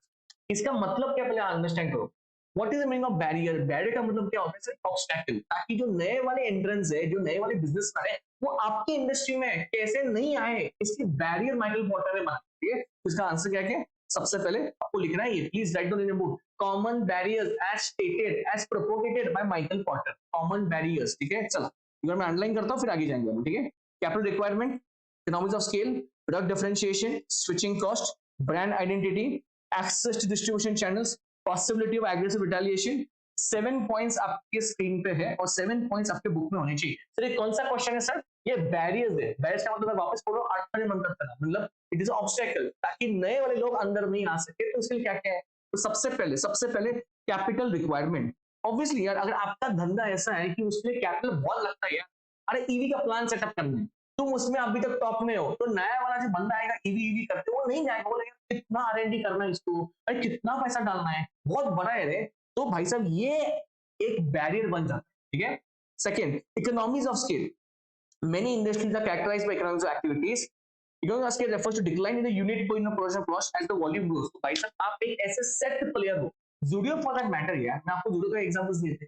अरे जूडियो जब वो बेचता है एकदम छोटे में, लेट अस से 299, 199, 399, पॉइंट ऐसा है सर, वो क्वांटम में कमा रहा है, क्वांटिटी, वो सेट प्लेयर है वहां पे, इकोनॉमिक्स ऑफ स्केल है उसके पास। सर कॉस्ट पर यूनिट है बहुत कम है, बट तो छापा भी उतना है, बिकॉज क्वांटिटी है। बाहर वाले को उस पोजीशन पे आने के लिए सर बहुत टाइम लगेगा सर। ऐसा नहीं कि तुरंत क्या होने वाला है, अभी अजॉर्टे वो जो प्लेयर है, वो जो अंदर है, इतना नहीं छाप पाया, जूडो छाप रहा है अभी। The point is what's the economics of scale, bad से ये सब कुछ। Next, product differentiation. सब product differentiation refer to physical और property differences that make a product special और what unique in the eyes of customer. अरे sir आपका product इतना भारी है ताकि वो बाहर का लोग अंदर आए भी ना, उसको कॉपी करने को बहुत डेंजर है, ये आप कॉपी नहीं कर सकते। Balaji for that matter, Balaji wafer, ठीक है, मतलब वो लेट आए पार्टी में, बट अभी भी उसका होल डेकोरेशन, अभी उसने इतने फ्लेवर्स निकाले, इतने नमकीन है, इतना वो क्या हो टाचेस वगैरह है, लेस नहीं कर सकता वो, लेस क्या बोले क्या छोड़ना अभी जाए दे, बिकॉज बालाजी का प्रोडक्ट डिफरेंशिएशन है, समझ में आ रहा है। Switching cost, to succeed in the industry new entrant must be able to persuade existing customer of other company to switch to its products. When such switching costs are high, buyers are often what? अरे भाई साहब एक नया player अंदर आ रहा है और वो प्रोडक्ट बेच रहा है, और वो एग्जिस्टिंग कस्टमर को बोला कि देख भाई तू उसको छोड़, तू मेरे पास आ। बट भाई साहब अगर कॉस्ट ज्यादा है तो एग्जिस्टिंग कस्टमर का लॉयल्टी छोड़ने वाला नहीं है, वो वहां पे ही रहेगा, समझ में आ रहा है। देखो वही brand identity, brand loyalty, access to distribution channels, इतना इजी है क्या रे, धंधा सेट करना ठीक है, बट तुम्हारा माल पहुंचना पड़ता है ना कस्टमर तक, तो तुमको क्या चाहिए, जो पहला क्वेश्चन आपने किया SES वाला, डिस्ट्रीब्यूशन चैनल्स रहने चाहिए। And possibility of aggressive retaliation. Sometimes the mere threat of aggressive retaliation by incumbents can deter entry by other firms into what? तो यही बात कर रहे हैं कि जो अभी का एग्जिस्टिंग प्लेयर है वो इतना तगड़ा है कि उसको देख के क्या हो रहा है, बाकी के लोग रिटेलिएट हो रहे हैं, बोले छोड़ना, ये बहुत पहले ही पोजीशन होल्ड करके बैठा है, क्यों उसने के अंदर कितने पॉइंट्स है, 7 points must be there in your book, let me know whether you have written this. अच्छा तुम्हारा लिहाजा है सर, आप क्वेश्चन में क्या डालेंगे मेरे बुक में, common barriers, common barriers by तुम्हारे माइकल पॉर्टर भैया, ठीक है, वैसे डाल दो, सबका सब पॉइंट्स आपके उसमें चाहिए, सगळ्यांनी लिहायचं आहे, अजिबात कंटाळ करू नका, ते मला कॉस्टिंगच करायचं आहे, मला टॅक्सेस करायचं आहे, तसलं काही फालतूपणा आता करू नका, तुम्हाला एसएमएस आता करायचं आहे, अगर ग्रुप 2 देना है, ग्रुप 2 दोनों भी ग्रुप निकालना है विथ एक ही अटेम्प्ट में, तो भाई साहब ये करो, आपको वापस बोल रहा हूं, मेरे साथ आपका ग्रुप खत्म होना चाहिए, and then you are completely okay with your group 1 को, जितना पढ़ाई करने का करो after 12 13th of December. Everybody done, 7 points, capital requirement आणि समजून पण लिहा, economics of scale, product differentiation, switching cost, लिखा गया है तुम लोग सब लोगों ने, everybody has written, Anand Patil, Chitra and जितने भी लोग देख रहे हैं, आफा, फिर गायत्री, सावरी, एवरीवन, अब्दुल भाई आप हो क्या क्या गए आप, अगर तेरा रिप्लाई नहीं आया तो तू गया है, सिंपल फंडा। अरमान खान, यार अरमान खान कौन है, अरमान खान आपने किया है क्या? चलो can we go ahead please, can we go ahead, can we go ahead. Pathan ji, इंस्टा थोडं लांबच राहा, रिसेंटली खूप ऍक्टिव्ह आहात तुम्ही इंस्टावर, असं बघण्यात आलं आहे। आदित्य पिल्ला इज ऑल्सो देअर, आदित्य पिल्ला हॅलो हाऊ आर यू, चला चला चला लवकर. एव्हरीबडी. वेदांगी कुठे आहे का? दिसत नाही आहे. चलो. Pay attention. Question number 9 in front of you. 9 in front of you. Everyone pay attention. Strategic performance measures are the key indicators that organizations use to track the effectiveness of their strategies and make informed decisions about resource allocation. In the light of the statement, state various types of strategic performance measures. Please write down your book. हे तुम्हाला लिहायचं. काय लिहायचं आहे? Various types of strategic performance measures. Various types of strategic performance measures. ठीक है, please write down चकाचक आपके book में. तो ऐसे वाले क्वेश्चन आपको थोड़ा सा सोचना पड़ेगा, बिकॉज जब जैन 25 में आपके एग्जाम में आए तो तुमको उस टाइम नहीं सोचना चाहिए क्या काय लिहायचं उत्तर. तो सच अभी ही इसको रिवाइज करेंगे आप. Various types of strategic performance measure तुम्हारी बुक में, बाकी का मत लिखो, कुछ इतना लिखो बस. Various types of strategic performance measures. Very good. चलो, types of static performance measure से कितने पॉइंट लिखने हैं इसके? कितने पॉइंट लिखने हैं? 6 पॉइंटर. 6 के 6 पॉइंटर तुम्हारे बुक में आने चाहिए. सबसे पहले आपको ऑनलाइन कर रहा हूं. Financial measures, customer satisfaction measures, market measures, employee measures, innovation measures and environmental measure. ठीक है, थोड़ा फार बोरिंग आया क्वेश्चन, पण तुम्हाला लिहायचं आहे. येऊ शकतो, चान्सेस खूप जास्त आहेत. ठीक है, एक बार वापस लिहा सगळ्यांनी please. Come on. Types of strategic performance. मैं रीड करूंगा what exactly it is and all that, and then we start. Okay, but please write down types of strategic performance measure. ठीक है, परफॉर्म कैसे करेंगे? सबसे पहले sir, strategic performance measure are a key indicator used by organisation to track the effectiveness of the strategy. मतलब यही बात है, स्ट्रैटेजी लिखना है. अरे स्ट्रैटेजी तो पीस ऑफ पेपर पे है रे, क्या लिख दिया स्ट्रैटेजी. अभी तुम लोग भी स्ट्रैटेजी बना रहे हो कि सुबह 5 बजे उठने का है, 5:30 बजे पढ़ाई को बैठने का है, ये तुम्हारा भी स्ट्रैटेजी है. और क्या तुम उसको ट्रैक कर रहे हो क्या? ये उसका आंसर है. What are the key measures, key indicators used by to track the effectiveness of their strategies? Okay, these measures provide a snapshot of performance, enabling leaders to assess whether strategy align with the goals or not. मतलब जब आप ये करेंगे तो आपको ये समझ में आएगा कि भाई साहब मेरा स्ट्रैटेजी और जो मेरा गोल्स है कंपनी का वो अलाइन करना है क्या नहीं है, क्योंकि दोनों अलग अलग है. तो सबसे पहले फाइनेंशियल मेजर सबसे easy. These include revenue growth, your ROI, profit margin, which help in understanding the financial performance and profitability of the organization. ठीक है, मतलब तुम ये रेशियो से भी पता कर सकते हैं कि भाई तुम्हारा कंपनी ट्रैक पे है क्या नहीं. एक बार आपको एक सिंपल क्वेश्चन पूछोगे, थोड़ा सा डिफरेंट है, इसी सब्जेक्ट का इसलिए पूछ रहा हूँ. ROI का मुझे फॉर्मूला बताओ. ROI का फॉर्मूला बताओ. पठान जी, हाँ जी, फॉर्मूला बताओ जल्दी. ROI का फॉर्मूला क्या है? रिटर्न ऑन इन्वेस्टमेंट का फॉर्मूला क्या है? जल्दी से भी गूगल मत करो, सोपं 3 मिनिट आहे.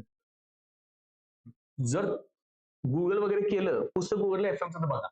ROI का फॉर्मूला क्या है? It's very simple. जल्दी I want answers from you guys. ROI का ये क्या है? ROI का ROI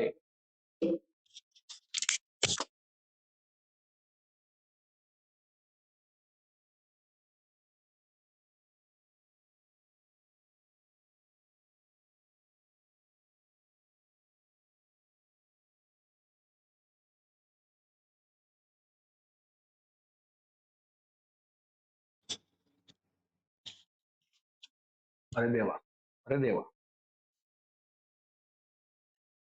आदित्य पिल्ले ने एक बहुत ही जनरल आंसर दिया है. उसका आंसर राइट है. Return on investment, so it is basically EBIT upon. Answer right है आपका आदित्य. Upon capital employed. और ये हाजी वाली कुठे गेली? Profit on investment. Sir Google search मार ले 100%. EBIT अपॉन कैपिटल एम्प्लॉयड, जितना पैसा कमाए और कितना डाल के कमाए. ठीक है, दैट्स योर ROI. ठीक है, so next customer satisfaction measures. एक सिंपल बोलता हूँ, your satisfaction, retention and what, customer loyalty. This is also an important measure to check whether your strategy is aligned with the goals or not. If your customers are not coming back to take your product, this means what your strategy is going wrong somewhere. Market measure, for example, market share कितना है आपका, customer acquisition आप कितने कर रहे हो, referrals मतलब customers आपका नाम कितने जन को रेफर कर रहे हैं, वो भी important factor है. चलो next, employee measures. Employee satisfaction, turnover rate. ऐसा नहीं कि हमारा एम्प्लॉय छोड़ के जा रहे हैं. There are quite a few companies where employee stick to the company for 20-25 years, 30 years, entire life time. तो अभी ऐसे कुछ कंपनी जो एक साल के बाद क्या हो जाने वाले लीव करेंगे, तो वे भी आपको चेक करना पड़ेगा. सो मार्केट मेजर और एम्प्लॉय मेजर. मार्केट मेजर मतलब कस्टमर का satisfaction, and what is employee measure, वो तुम्हारे एम्प्लॉयज के बारे में बात कर रहे हैं. ठीक है, next innovation measures, for example तुम कितना स्पेंड कर रहे हो तुम्हारे रिसर्च डेवलपमेंट के ऊपर, are you innovating every quarter every month, कुछ कर रहे हो क्या तुम नया, ठीक है। Next environmental measures such as वो एनर्जी कंजम्पशन, मतलब वो ये सब कुछ करता है, पर मेक श्योर कि तुम एनवायरमेंट को कुछ हार्म नहीं करते, ठीक है। Your carbon emissions must be very less, okay. Now आपको इतना पता है, I don't know whether you know this word, but ये जो बिटकॉइन है ना, बिटकॉइन बिटकॉइन का कभी भी माइनिंग होता है, ओके। और बिटकॉइन जब माइन करते हैं ना लोग, आई hope you know that, bitcoin mining में यू नीड ट्रिमेंडस पावर, मतलब ये जो अभी कंप्यूटर होते हैं ना, ये सब मतलब बहुत छाछूट कंप्यूटर्स है, बहुत छोटे, बट डेटा माइनिंग के लिए, सॉरी, क्रिप्टो माइनिंग के लिए या बिटकॉइन माइनिंग के लिए माइनर्स होते हैं, miners they consume a lot of energy because they need powerful computers, okay. ऐसे भी कुछ माइनर्स हैं की जिन लोगों ने मतलब बर्फाच्या खाली पीसी ठेवले का, कारण ते गरम नाही व्हायला पाहिजे, तो यही बात कर रहे हैं कि यू डू प्रॉफिट छापो, but don't harm the environment, that was one point over here, ठीक है। 6 पॉइंट्स आपके बुक में आने चाहिए कि भैया what are the types of strategic performance measures. सबसे पहले एक बार रिवाइज करेंगे, फिर आगे जाएंगे। मैं एक एक क्वेश्चन 2-3 बार पढ़ रहा हूं because I want you to write 30-36 उत्तर तुमच्या पुस्तकात पाहिजे, ठीक है। फाइनेंशियल मेजर, सर ये क्या कर रही है तो बताएंगे सर, स्ट्रैटेजी बनाइए, तो ये चेक कर रहे हैं, ट्रैक कर रहे हैं हम लोग, ये बराबर है क्या नहीं है भाई स्ट्रैटेजी, किसके साथ, अरे तुम्हारे गोल्स के साथ। तो सबसे पहले फाइनेंशियल मेजर, मुझे जितना एक्सपेक्टेशन था आरओआई उतना मिल रहा है क्या, अगर नहीं मिल रहा है तो स्ट्रैटेजी मेरा गलत जा रहा है। सेकंड कस्टमर सेटिस्फेक्शन मेजर, उसके बाद मार्केट मेजर, सर मतलब बेसिकली अगर वो सेटिस्फाइड है तो वो जाके 10 जन को बताएगा, रेफरेंस देगा, अगर रेफरेंस नहीं आ रही इसका मतलब क्या कि भाई स्ट्रैटेजी रॉन्ग है कहां पे। Sir employee measure, whether employee is happy और नॉट। इनोवेशन मेजर, तुम कुछ कर रहे हो क्या, R and D and all that. Last में एनवायरमेंटल मेजर, ठीक है। I hope this is you have written down this, okay. Question number 10 very important, सब इंपॉर्टेंट ही है भाई साहब, ठीक है। और ये आपका डिजिटल ट्रांसफॉर्मेशन का क्वेश्चन, ठीक है। Please all the question different, all the questions are picked up in a very different manner, please do it, okay. Explain the pointers for navigating change during what digital transformation. और ये बहुत ही important question है, मैं तो ये बोलता हूँ कि इसका मतलब क्या है, लक्ष्य सेकंड प्लीज। अरे भाई साहब तुम्हारी कंपनी में तुमको डिजिटल ट्रांसफॉर्मेशन लेके आने मतलब, तो तुम्हारा जितना भी कंपनी ना, वो पहले सब डेटा एंट्री करता था हाथ से, मतलब फॉर एग्जांपल से वो सब रजिस्टर में लिखता था, और तुमको अचानक से अभी क्या हुआ, क्या हम बोलेंगे अभी सब कुछ अपने को क्या मीटिंग करने का है, डिजिटल करने का है। अरे वो लोग पागल हो गए, तो बोले पागल है क्या, कब से काम कर रहा हूं मैं, अभी तक कंप्यूटर देखा नहीं मैंने, और तू क्या बोल रहा है सब कुछ ऑटोमेटिक। तो वो यही बात कर रहे कि तुम उनको कैसे बताओगे, how will you tell them all this stuff. See, here are some pointers for navigating change during the digital transformation. Important question है, पूछा गया, और ये एग्जाम वाली क्वेश्चन है भाई, ठीक है। Specify the digital transformation AIIMS and objectives, पहले जाके ये बताओ और पहले खुद को भी बताओ कि भाई डिजिटल ट्रांसफॉर्मेशन सच में तुमको चाहिए क्या, just because somebody else is doing and you are doing। आपका काम एकदम स्मूथ चालू था and mid only you bought digital transformation, so whether it is required, that's the first thing। See, what is the intent outcome, क्यों चाहिए, मकसद क्या है तुम्हारा डिजिटल ट्रांसफॉर्मेशन यूज करने का। अगर मकसद आपका अच्छा है, कुछ बेनिफिट्स होने वाले, then it will make sense to use this. अच्छा, और always always always dash communicate, कुछ भी हो वहां पे सबसे पहले एकदम बॉम्ब मत डालो वहां पे आके, क्या कि नहीं कल से सब लोगों को टैली करना है, एसएपी करना है, ऐसा नहीं होता है भाई, पहले उनको ट्रेनिंग देना पड़ेगा आपको। they need to accept the change, right? It has to happen gradually, not in one event, ठीक है। तो हमने क्या always always communicate with the people so that they will accept your change, be ready for resistance. और भाई साहब ये तो कंफर्म होने वाला है क्या कि जब आप कुछ नई चीज बोलेंगे तो लोग क्या करेंगे, उसको अगेंस्ट में जाने वाले हैं। इतने सालों से प्रैक्टिस को चालू चालू और तुमने एकदम बीच में हीरो की एंट्री मारते हुए क्या बोल दिया कि कल से हम पूरा कामकाज ही चेंज कर देंगे, तो वो लोग क्या करेंगे सर, वो लोग रिटारगेट, मतलब वो आपको अगेंस्ट में आएंगे, तो you should be ready for that also. ऐसा नहीं कि वो स्मूथ जाएगा आपका digital transformation. Implement changes what gradually, वही मैंने बोला कि एकदम फटाक से मत, ग्रेजुअली करो, स्टेप बाय स्टेप करो। See, it is also called as simultaneous approach, old का भी सिस्टम चालू होने दो और न्यू का भी होने दो, और जब ये न्यू सबके हाथ में आता है ना, तब ये ओल्ड वाला क्या बंद करो, ठीक है। एंड लास्ट सबसे इंपॉर्टेंट, आपको आपके एम्प्लॉयज को ट्रेनिंग देना पड़ेगा। Late me know whether you have understood this and please write down this in your book, it's a very very very important question. Sir क्या क्वेश्चन है ये, क्या क्वेश्चन है, how will you navigate change of digital transformation। Digital transformation तुम्ही तुमच्या लोकांना कसं सांगणार, हे तुमच्या पुढे पॉइंट्स आहेत। Please write down the 5 points I am telling you again, it might look very easy to listen, yes वो खूप सोपा है, बाद में लिखता हूं मैं, ऐसा कुछ मत करो, अभी लिखो, ठीक है। And let me know once you done, let me know once you done. Type करने का है, हाँ लीले me, I will be waiting 5। और लर्न करो। सर सबसे पहले क्यों चाहिए, वाई, मकसद क्या है तुम्हारा इसके पीछे। सेकंड, सर सबसे पहले तुमको कम्युनिकेट करना पड़ेगा, बॉम्ब डालेगा नहीं एकदम।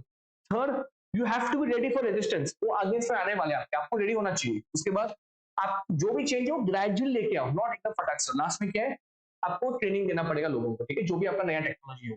Everybody done, yes no, everybody done, yes no, I want answer fast, लवकर लवकर लवकर, फास्ट फास्ट फास्ट, हे लवकर सगळ्यांनी मेसेज करा लवकर मला, I want everybody to type, उगेच टाईप करू नका येस म्हणून, खरोखर लिहून टाईप करा। चला लवकर, everybody done, Ambekar is back I think. अनाम पठान आप यस भी लिख सकते हैं, वाई ई एस भी लिख सकते हैं, वाई ई एस देखो है क्या आपकी कीपैड में, Y E S. Question number 11 on your screen, ठीक है। Explain the four specific criteria of sustainable competitive advantage that a company can use to determine the capabilities that are core competencies. Sir, complete answer. क्या लिखा है इन लोगों ने, कौन सा भाषा, कौन सा ये। Explain the four specific criteria of sustainable competitive advantages that a company can use to determine the capabilities that are core competencies. Afaq बोलेगा सर मैं 10 बार भी पढ़ा ना, 10 बार, तभी भी वो 4 पॉइंट दिमाग में नहीं आने वाले। अफक सुन, एकदम इजी है, टेंशन मत ले। सर सबसे पहले ये एडवांटेजेस का बात कर रहे हैं, सबसे पहले किसका बात कर रहे हैं, एडवांटेजेस का बात, ठीक है सर। सर कितने लिखने हैं, सामने लिखे आपके 4, ठीक है, ज्यादा आते ज्यादा लिख सकते हैं। 4 specific criteria of sustainable competitive advantage that firms can use to determine these capabilities are capabilities that are valuable, rare, costly to imitate and non-substitutable। इसका ये मतलब तुम्हारा कोर कॉम्पिटेंसी क्या है। मैंने बीच में आपको भी जस्ट एक 10-15 मिनट पहले आईफोन का एग्जांपल दिया कि उनका कोर कॉम्पिटेंसी क्या है भैया, iOS सॉफ्टवेयर है, ठीक है, लेट इट बी, उनका iOS सॉफ्टवेयर रहेगा, उसका मटेरियल रहेगा, द ईयरपॉड्स जो भी वो है, ठीक है, ये सब क्या है उसका कोर कॉम्पिटेंसी। तो ये आपको लिखना पड़ेगा यार। चलो सबसे पहले 4 आपकी स्क्रीन के सामने, valuable, rare, costly to imitate और non substitutable. Can you please write down this, एक बार वापस क्वेश्चन पढ़ेंगे यहाँ पर। क्वेश्चन ऐसा लिखा कि 4 सस्टेनेबल कॉम्पिटिटिव एडवांटेज क्या है, what makes you different from your others. 4 लिखना है, चारों के चारों इजी है। Everyone please write down this, make sure you are writing down this. Valuable capabilities are the ones that allow the firm to exploit opportunities to avert the threats in the external environment. A firm created value for customers by effectively using capabilities to exploit opportunities to build valuable company in addition to make such competencies as financial services। मतलब भाई आप value क्या put कर रहे हो, if you are benefiting a lot of people, it might be employees, it might be your customers also, but you are putting some value over there। See, human capital is also important in creating value for what, customer। मैं आपको बीच में बहुत से examples दिए थे कि man power is the greatest capital. Man power नहीं है तुम्हारे पास तो काम कैसे करोगे यार। तो value addition has to be there, it might be in any space but there has to be some value addition and that will set you apart. Second, rare. Core competency are very rare. Very few companies possess. Capabilities possessed by many rivals are unlikely to be a source of competition. Competitive advantage results only when firms develop and exploit what? Capabilities। का मतलब क्या है कि आपके पास जो भी value है, जो भी प्रोडक्ट है आपके पास, वो कैसे होना चाहिए, यूनिक होना चाहिए सर, रेयर होना चाहिए, तब जाके आप कोर कॉम्पिटेंसीज क्या करेंगे सर, एग्जिस्ट करेगा। Costly to imitate, costly to imitate means what, capabilities that competing firms are. अभी तुम एप्पल का चेक करो यार, तुम्ही कॉपी केले का आतापर्यंत iOS नाही, ते करू शकत नाही ते। अभी इतने लोगों ने, इतने कंपनीज ने वो ये बनाया, क्या उसको बोलते हैं, एयरपोर्ट, एयरपोर्ट, मतलब एप्पल ने शुरू किया पहले, when Apple started then everybody was like अरे सो मैड, अरे what is this new thing. उसके बाद बाकी इंडियन कंपनीज तो लग ही गए वापस, सब लोगों ने बनाया, बट जो क्वालिटी तुमको एप्पल में मिलेगा उसमें वो नहीं। Why is this, sir because it is very costly to imitate. जो R&D जो पैसा डाला है उन लोगों ने वहां पे, बहुत डिफिकल्ट है कंपनी को डालने को। एंड नॉन सब्स्टिट्यूएबल, इसका कोई सब्स्टिट्यूट है ही नहीं भाई साहब, तुम्हारा प्रोडक्ट इतना बाप है, इतना भारी है तुम्हारा product. Capabilities that do not have strategic equivalence are called non substitutable capabilities. This final criteria for capability to be a source of advantage that there must be no strategically equivalent source. मतलब भाई साहब कुछ भी हो वहां पे, ये मतलब ये अगर ये नहीं है तो मैं यूज नहीं करेगा, सिंपल। समझ में आ रहा है क्या।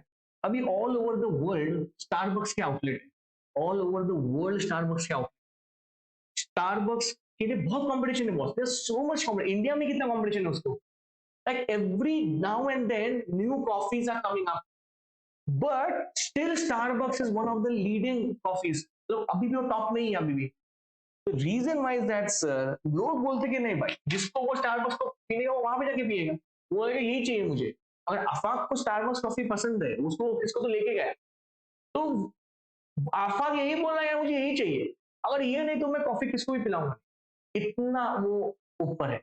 दैट इज नॉन सब्सटीट्यूएबल, समझ में आ रहा है? चार चीजें, चार चीजें, valuable, rare, costed to imitate and non substitutable. ठीक है, सब्सटीट्यूएबल का स्पेलिंग बराबर लिखो, कुछ भी लिख के बताऊंगा, ठीक है?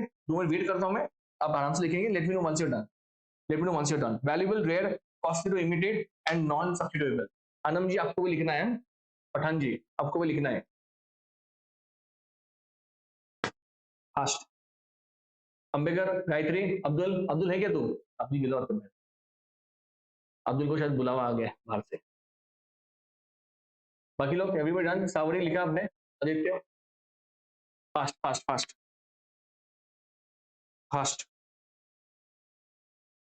इंपॉर्टेंट है। नेक्स्ट वाला क्वेश्चन स्टार्टअप का है, pay attention please everyone. Startup का question, everybody done? Yes, no? You are writing what, I will please show it. चलो एक बार वापस, एवरीबॉडी डन? चलो ये लिया लो कर, everybody please write down quickly quickly quickly quickly fast.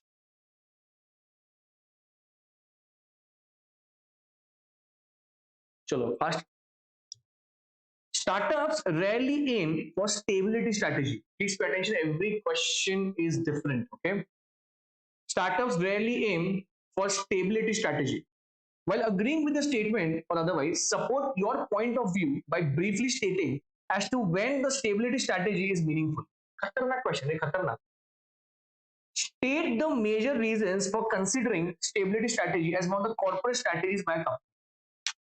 So अगर ऐसे क्वेश्चन आए ना, हम कैसे स्टेबल रहेंगे सर, हम तो इनस्टेबल बन जाएंगे वहां पे वो 3 घंटे में। तर काय क्वेश्चन विचारलाय, म्हणजे आम्ही एवढा अभ्यास, ऐसा क्वेश्चन पूछेंगे सर, कैसा क्वेश्चन बनाया इन लोगों ने ये, and they asking your point of view.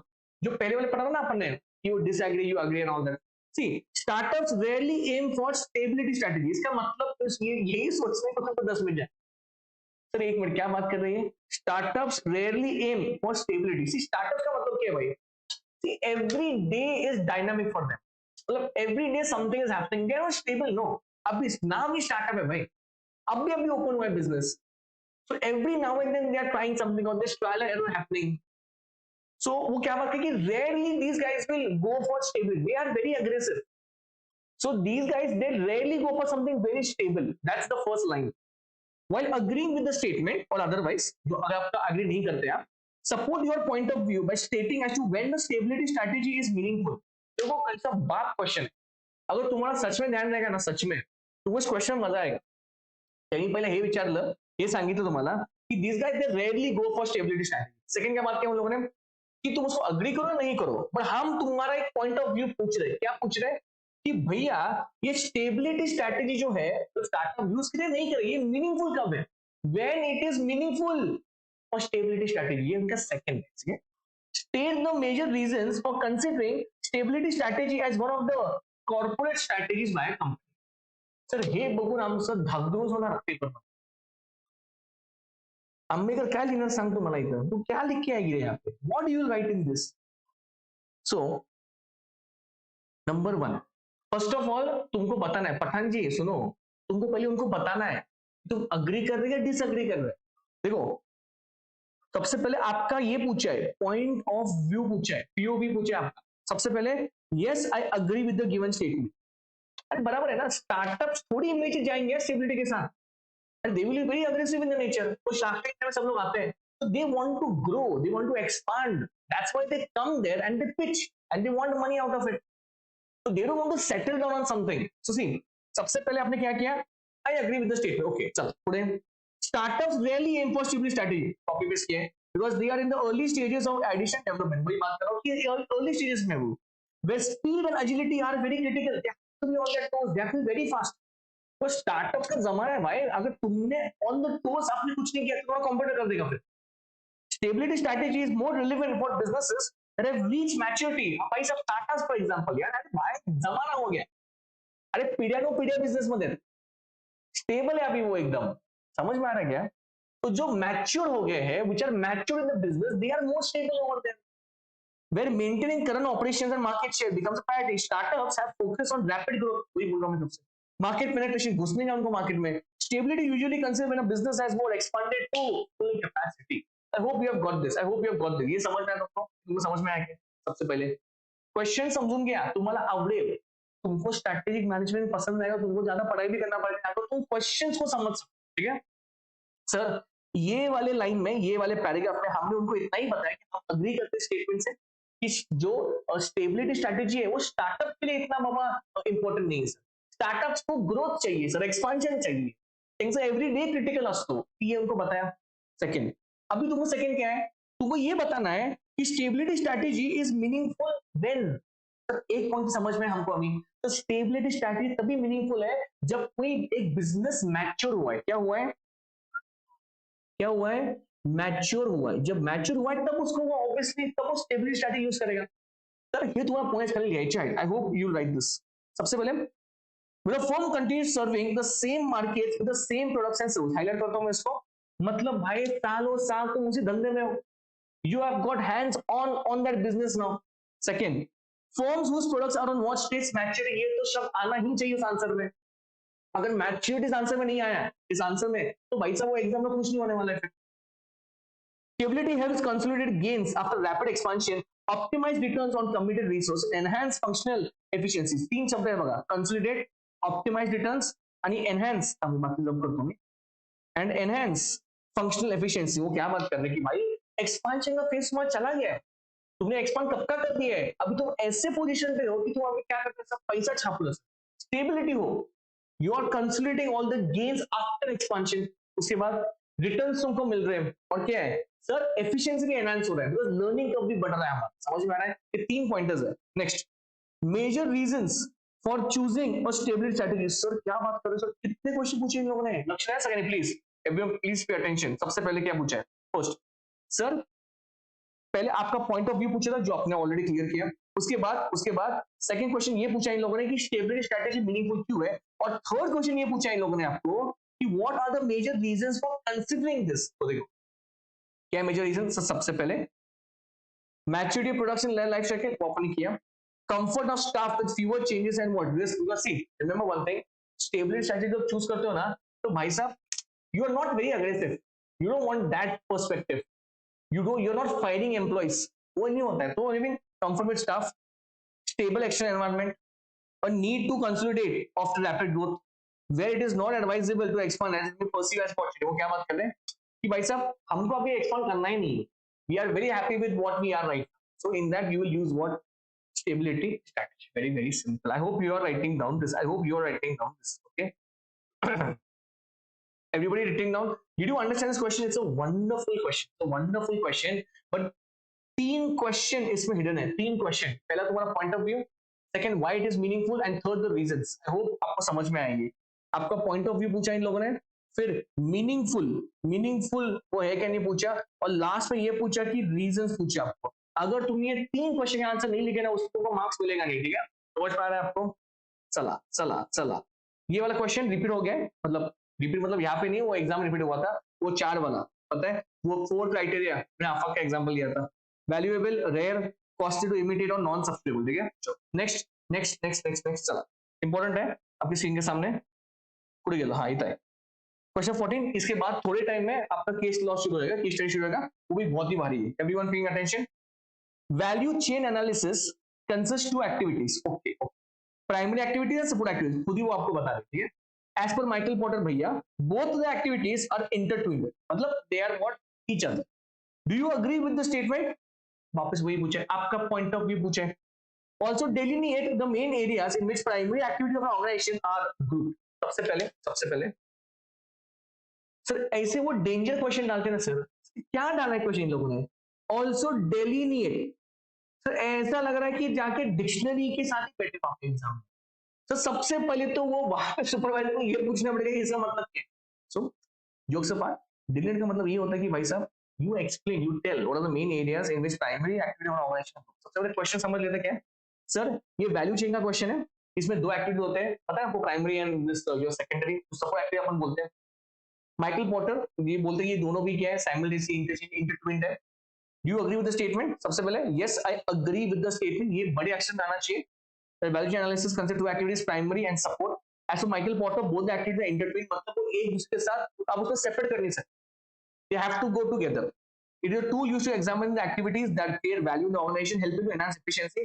It breaks down a business operation to 25 areas. The primary activities of an organization are categorized into what areas? 5 areas. ठीक है, सबसे पहले अच्छा, by the way इन लोगों ने आपको सपोर्ट वाला activity पूछी नहीं है, इन लोगों ने आपको प्राइमरी एक्टिविटी पूछा. क्या पूछा? Primary activity. Make sure you writing on your book every fast. Inbound logistic हे आपण केलेलं, तुम्हाला आठवत असेल तर. लॉजिस्टिक म्हणजे काय, जे येतात डिलिव्हरी करतात. Operations, outbound logistics, marketing and service. अपन एक बार ये एक लाइन में किया था, तो आपको ये क्या हुआ, रट्टा मारने की जरूरत नहीं. It is a very sequential steps. Primary activities में सिक्वेंशियल स्टेप्स है. सबसे पहले क्या है सर, इनबाउंड लॉजिस्टिक्स. ओके, इसका मतलब ये होता है कि भाई साहब सामान आएगा, आप स्टोर करेंगे उसको. ठीक है, यहाँ पर लिख सकते हैं रिसीविंग एंड स्टोर. ठीक है, इसके बाद सर आप उसके ऊपर कुछ क्या करेंगे सर, ऑपरेशंस करेंगे उसके ऊपर. ठीक है, सामान आने के बाद ऐसे तो उसको देखते जाएंगे, उसको करेंगे ना उसके ऊपर. तो sir inputs into final product और सर्विस, जो भी आप प्रोसेस करेंगे. ठीक है, थर्ड सर आप भेजेंगे ना बाहर उसको, collecting, storing and delivering product to the customer. एक बार वापस सर प्राइमरी एक्टिविटी कर रहे हैं. प्राइमरी एक्टिविटी में सबसे पहले सर लॉजिस्टिक्स, सामान आएगा सिर्फ. ठीक है, रॉ मटेरियल हो सकता है, उसके बाद तुम प्रोसेस करेंगे उसको, क्या बोलते हैं अपन सर, ऑपरेशन करेंगे उसके ऊपर. तीसरा sir outbound logistic, you will deliver it to the customer. उसके बाद मार्केटिंग एंड सेल्स, आपको सेल्स करना पड़ेगा, एडवर्टाइजमेंट करना पड़ेगा. और लास्ट में क्या है, after sales service, installation, repairing and training. All the 5 pointer तुमच्या डोक्यात असले पाहिजेत, एकदम आराम से करेंगे. जब तक लर्न नहीं होता ना तब तक अगला क्वेश्चन नहीं जाएंगे. एक बार वापस प्राइमरी एक्टिविटी पूछा है, और प्राइमरी एक्टिविटीज के लिए तुमको रट्टा मारने का जरूरत नहीं है. It is a very very simple sequential steps. Okay, रट्टा मारायला गेला, काहीतरी मेमरी टेक्निक वापरायला गेला, तुम्ही माती खाना, 100% माती खाना. ठीक है, तो मेमरी टेक्निक्स वगैरह वो सब फालतूपना है लिटरली. मतलब एग्जाम में ऐसे होगा कि मेमोरी टेक्निक्स को ही अगर तुम याद नहीं कर पाए, खत्म, गॉन. म्हणजे लेटेस्ट से PQRS काहीतरी तुम्ही शॉर्ट फॉर्म पाठला, हे आठवत नाही की पीक चा अर्थ काय, क्या उपयोग त्याचा. उससे अच्छा भाई आराम से करेंगे. सबसे पहले क्या है सर, सामान आएगा, हम प्रोसेस करेंगे, आउटबाउंड कस्टमर के पास जाएगा, उसको ही बेचने को मुझे एडवर्टाइजमेंट करना पड़ेगा, और लास्ट में कस्टमर के लिए मुझे इंस्टॉलेशन रिपेयर करना पड़ेगा. ये आपकी प्राइमरी एक्टिविटीज है. I hope this is gone in your head. Everybody fast, yes और नो? एवरीबॉडी फास्ट, यस और नो? सबका हो गया क्या, एक बार कंफर्म करेंगे प्लीज, तो कंफर्म करेंगे. And make sure you are writing everything in the book. Okay please let me know once you're done. Let me know once you're done, everybody. Let me know once you're done. Okay, question 16 कर रहे हैं, 16 कर रहे हैं. question 16 important है. case study based question. Everybody done? Yes, no? Primary activities क्या आपका हो गया, एक बार कंफर्म करेंगे मुझे. प्राइमरी एक्टिविटीज क्या आपका हो गया, यस और नो? प्राइमरी एक्टिविटीज हो गया, कृपया कष्ट करेंगे कमेंट्स में लिखने के लिए कि यस और नो. फक्त यस दिलं तरी चालेल. ओके, सो मुझे समझ में कि you are there awake, you are there awake. Pathan ji आपका हो गया क्या? अंबिकर, एवरीवन, आदित्य, सावरी, जितने भी लोग बैठे हैं फास्ट चलो. पाटिल एवरीवन.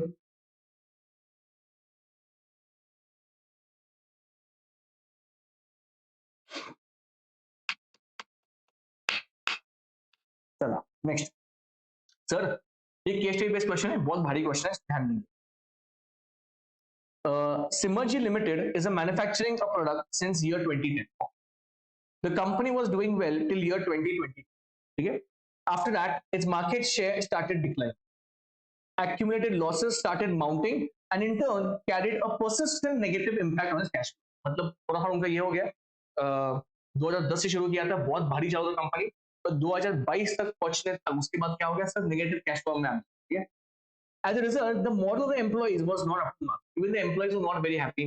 बोले यार मार्केट शेयर नीचे आ रहा है, enthusiasm नहीं है, excitement नहीं है.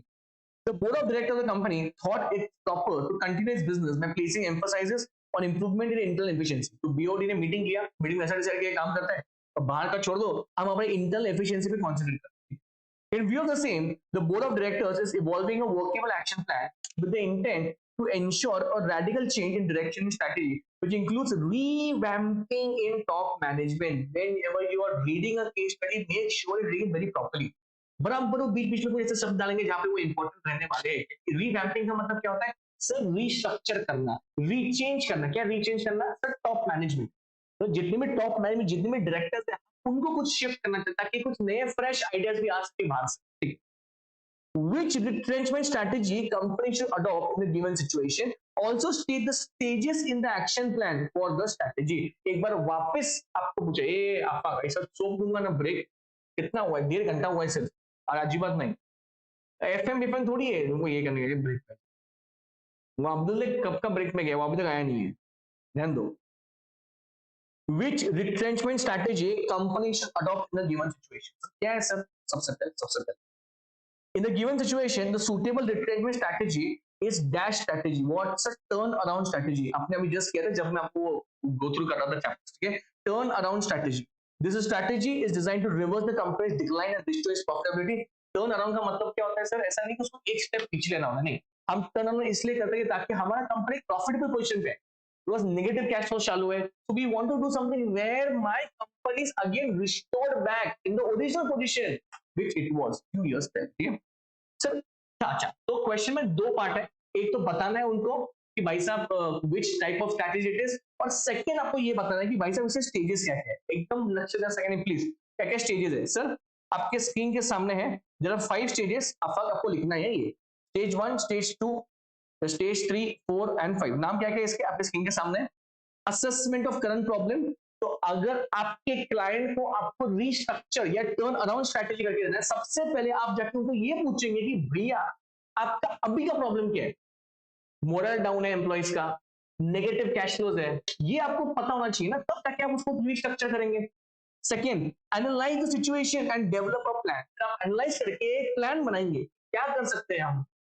Implementing an emergency action plan, restructuring the business, और लास्ट में रिटर्निंग टू नॉर्मल। एक एक लाइन करेंगे। सबसे पहले असेसमेंट ऑफ करंट प्रॉब्लम, तो मैंने आपको वही बताया था कि पुअर कैश फ्लो, जो भी आपके प्रोडक्ट्स है वो सेल नहीं कर पा रहे हैं आप, ठीक है? इंटरनल कुछ इनएफिशिएंसी, लोग people are not working, that is completely unique, it will differ to company में। Second, analyse situation, develop a plan, evaluate the chances of company survival and develop a plan, outline the action, मतलब एक plan develop करेंगे strategy का आपका। उसके बाद implementing emergency plan if situation is very critical, an immediate action plan must be executed to stabilize the business.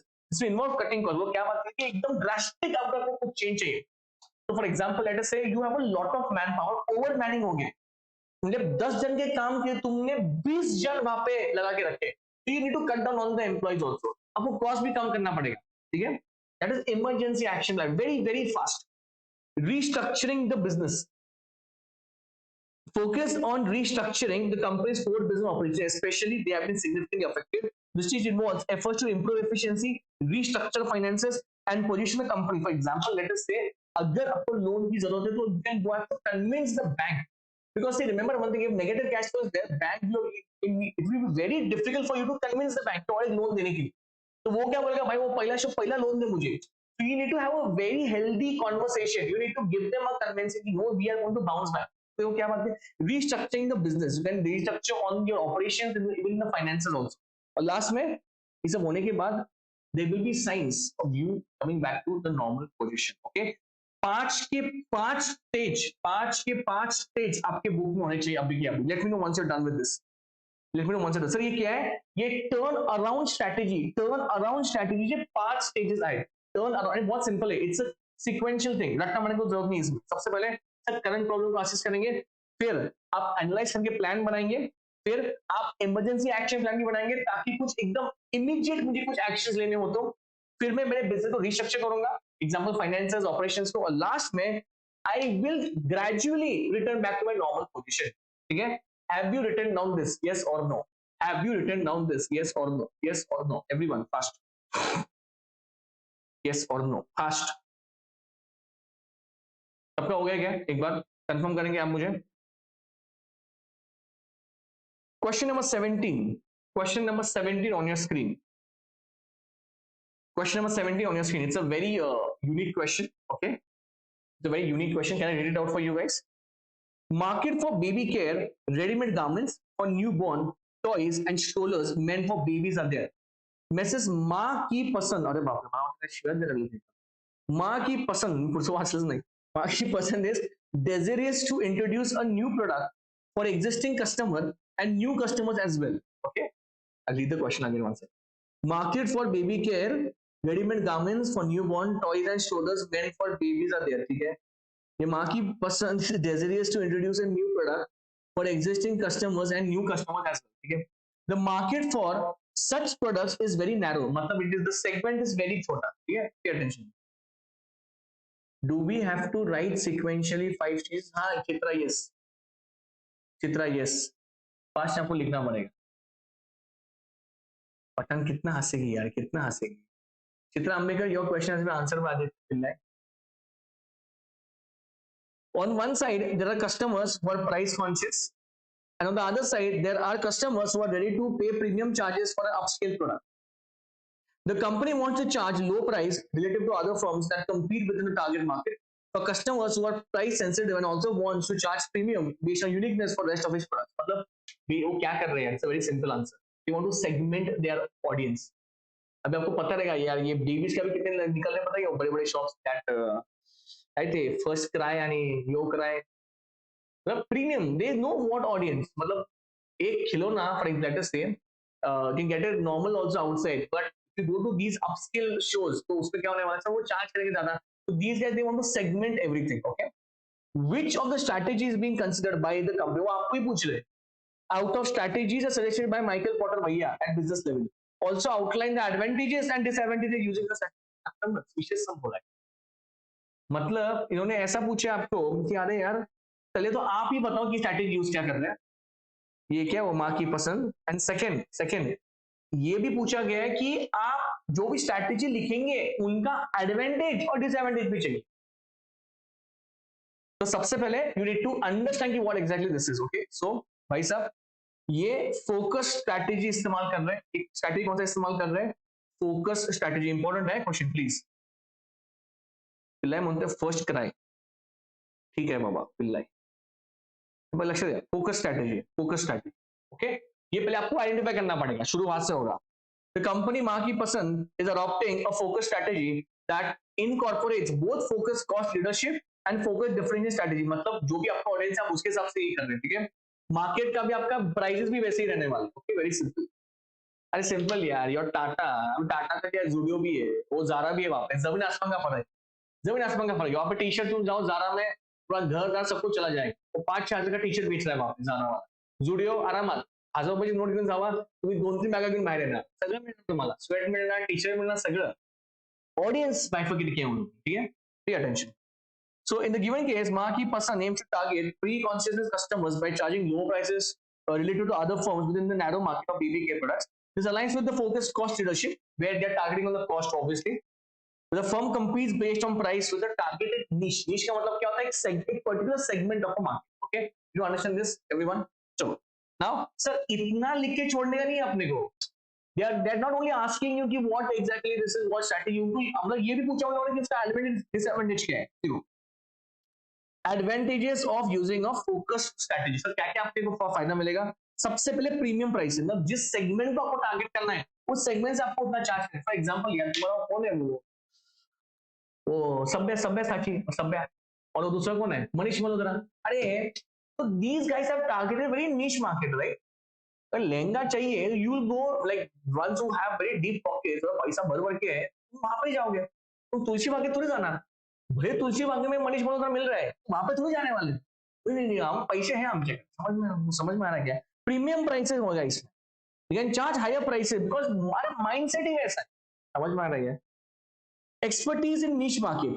माँ की पसंद can develop expertise in both price sensitive and premium segment, making it difficult for rivals to compete effectively. Tata for example यार, Tata judo में भी है और Zara में भी है. अरे डिफिकल्ट करके रखा है सब लोगों को उसमें. मतलब वही है, मतलब they are managing both very effectively. Where cost leadership is also there. तो कम भी है and premiumness also is there. समझ में आ रहा है? सर डिसएडवांटेज क्या है इसका? सर डिसएडवांटेज क्या है ये फोकस स्ट्रैटेजी का? कुछ है क्या डिसएडवांटेज सर? ध्यान देंगे प्लीज. सबसे पहले डिस्टिंक्टिव कॉम्पिटेंसी रिक्वायर्ड. हमारे पास कोर कॉम्पिटेंसी चाहिए ना. जूडियो हिट क्यों हुआ? देखो, टाटा ने जब नैनो निकला तो फ्लॉप हुआ, एडवर्टाइजिंग में वो बिगड़ गए. बट जूडियो ने ऐसा किएंगे नो वेयर, मैंने आपको क्लास में बताइए, nowhere in your entire ad campaign, मैंने ऐड किया उन लोगों ने, They have never used the word cheap. We sell cheap t-shirts, we sell cheap hoodies. कौन जाएगा वहां पे लेने को फिर? So first of all, you should have a distinctive competency required. अगर ये नहीं है तो भाई साहब वो आपका disadvantage होगा फिर. समझ में आ रहा है आपको? High cost. Serving a narrow market can lead to higher cost due to limited demand, which could pose challenges. अरे वो मनीष मल्होत्रा नहीं तो वो सबवे सचिन मलाइक सांगा इतने महंगे ये करते हैं. The point is just an example, okay? जैसा hypothetical example. Let's say महीने में उसका एक ही लहंगा गया, only one, एक कैसे लगने वाला फक्त एक ही लहंगा गया, पर बाकी तो उसको स्टोर तो ओपन रखना पड़ेगा ना. Everything has to be there. Nobody is coming. For example, तुळशी बागेत भैया नॉर्मल दिवसाभरात 1000 कस्टमर जातील, पण तिथे नाही. हेच आहे तो. It's a very narrow market, it's a very niche market, very class market is there. So it is very narrow, so आपका high cost पड़ने वाला है. Next, disappearance in the long run. In the long run, the niche goods can disappear or be taken over by large competitor by acquiring the same distinctive what competencies. ऐसा हो सकता है कि long run में तुम ही गायब हो गए. जो for example, let us say you might be know कि Manish Malhotra, I think Reliance had Ambani had put some money over there in what this Manish Malhotra का venture. The point is what long run में अगर तुमको समझ में आया तो ले नहीं ले रहा है. There might be some competitor also who might take your business. Okay, this is also there. So conclusion, moral of the story. Marquee Pasand is adopting a focused strategy by targeting specific customer niches with both cost leadership and differentiation. दो है भाई साहब, वहां पर लिख सकते हैं आप. एक तो कॉस्ट लीडरशिप है, एक तो कॉस्ट लीडरशिप है, और एक क्या है, your differentiation is also there. Your differentiation is also there. Premiumness. While the strategy offers opportunity for premium pricing and market experience, it also comes with challenges due to cost control and distinctive competence. Is very very very important case study. ठीक है, चला चला लिहिलेगा तुम्ही? Did you write yes or no? Yes or no? Please tell me fast fast fast fast. चला next. Next एक break break नको घ्यायला. One shot मारू आपण, वन शॉट मारेंगे आपण, काही ब्रेकची गरज नाही. 18वा प्रश्नावर आलोय, म्हणजे 30 प्रश्न करायचे. ठीक आहे, ब्रेक घेतला परत ते एक्सटेंड होणार. ठीक है, वो एकदम अगर एकदम ही बोर हो गया रहेगा तुम चाय कॉफी पी सकते. पर I want everyone to be very active. हाँ आराम, तुम जिस अभी अगर कुछ फोकस है आपका तो उसी फोकस से आपको नेक्स्ट 12 क्वेश्चंस भी करने हैं. 30 क्वेश्चन है आदित्य पिल्ले. 30 18 वर आलोय आपण, 18 वर आलोय. 30 questions are there. Let me check one second. ज्यादा नहीं ना, पर सब वैरायटी है भाई, सब वैरायटी क्वेश्चंस है यार. एकदम भारी वाले क्वेश्चन घेतले सगळे. हाँ देखो, आंबेकर को तो भरोसा ही नाही आहे, त्यानं स्कूल ही बोलते डायरेक्ट. दाखवत सर आम्हाला, एक तर आम्हाला काही भरोसा नाही, तुम्ही घेशील 50. हे बघा, कळलं का तुम्हाला? हे बघा किती आहेत. 30 questions are there. 30 question are there. Okay, and you've already reached more than half. You've already reached more than half. So can we go ahead? Can we go ahead? अच्छा एक काम करो, ब्रेक लो, ब्रेक लो, sharp 4 बजे आ जाओ. But कम, हाँ कल्टी मारने का नहीं तुमको, मैं पहले बोल रहा हूँ.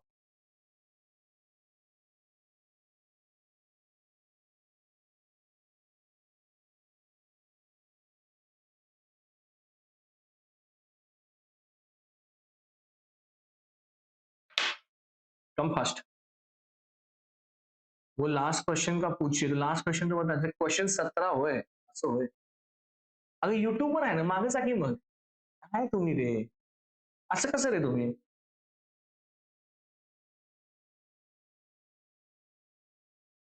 कैसा होगा तुम्हारे यूट्यूब पे ना, तो पीछे जा सकते हो, कुठे हे लिहिले. चला या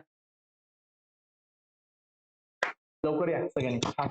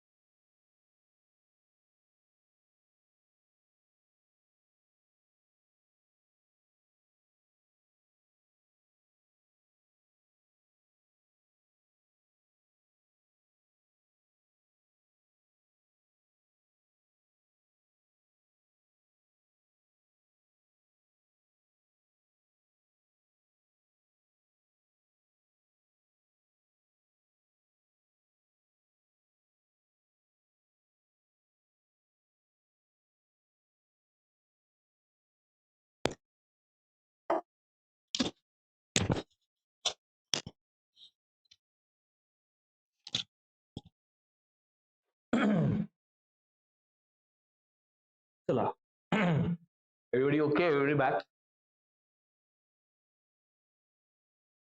चलो last 12 questions, will do it. ये क्या है लिखा है इसने? अरे हर सर रियल आईडीज का, रियल आईडी से बनने क्या विषय है? ये क्या लिखा है किस पर? आप क्या कुछ भी लिखते रहता है क्या रे?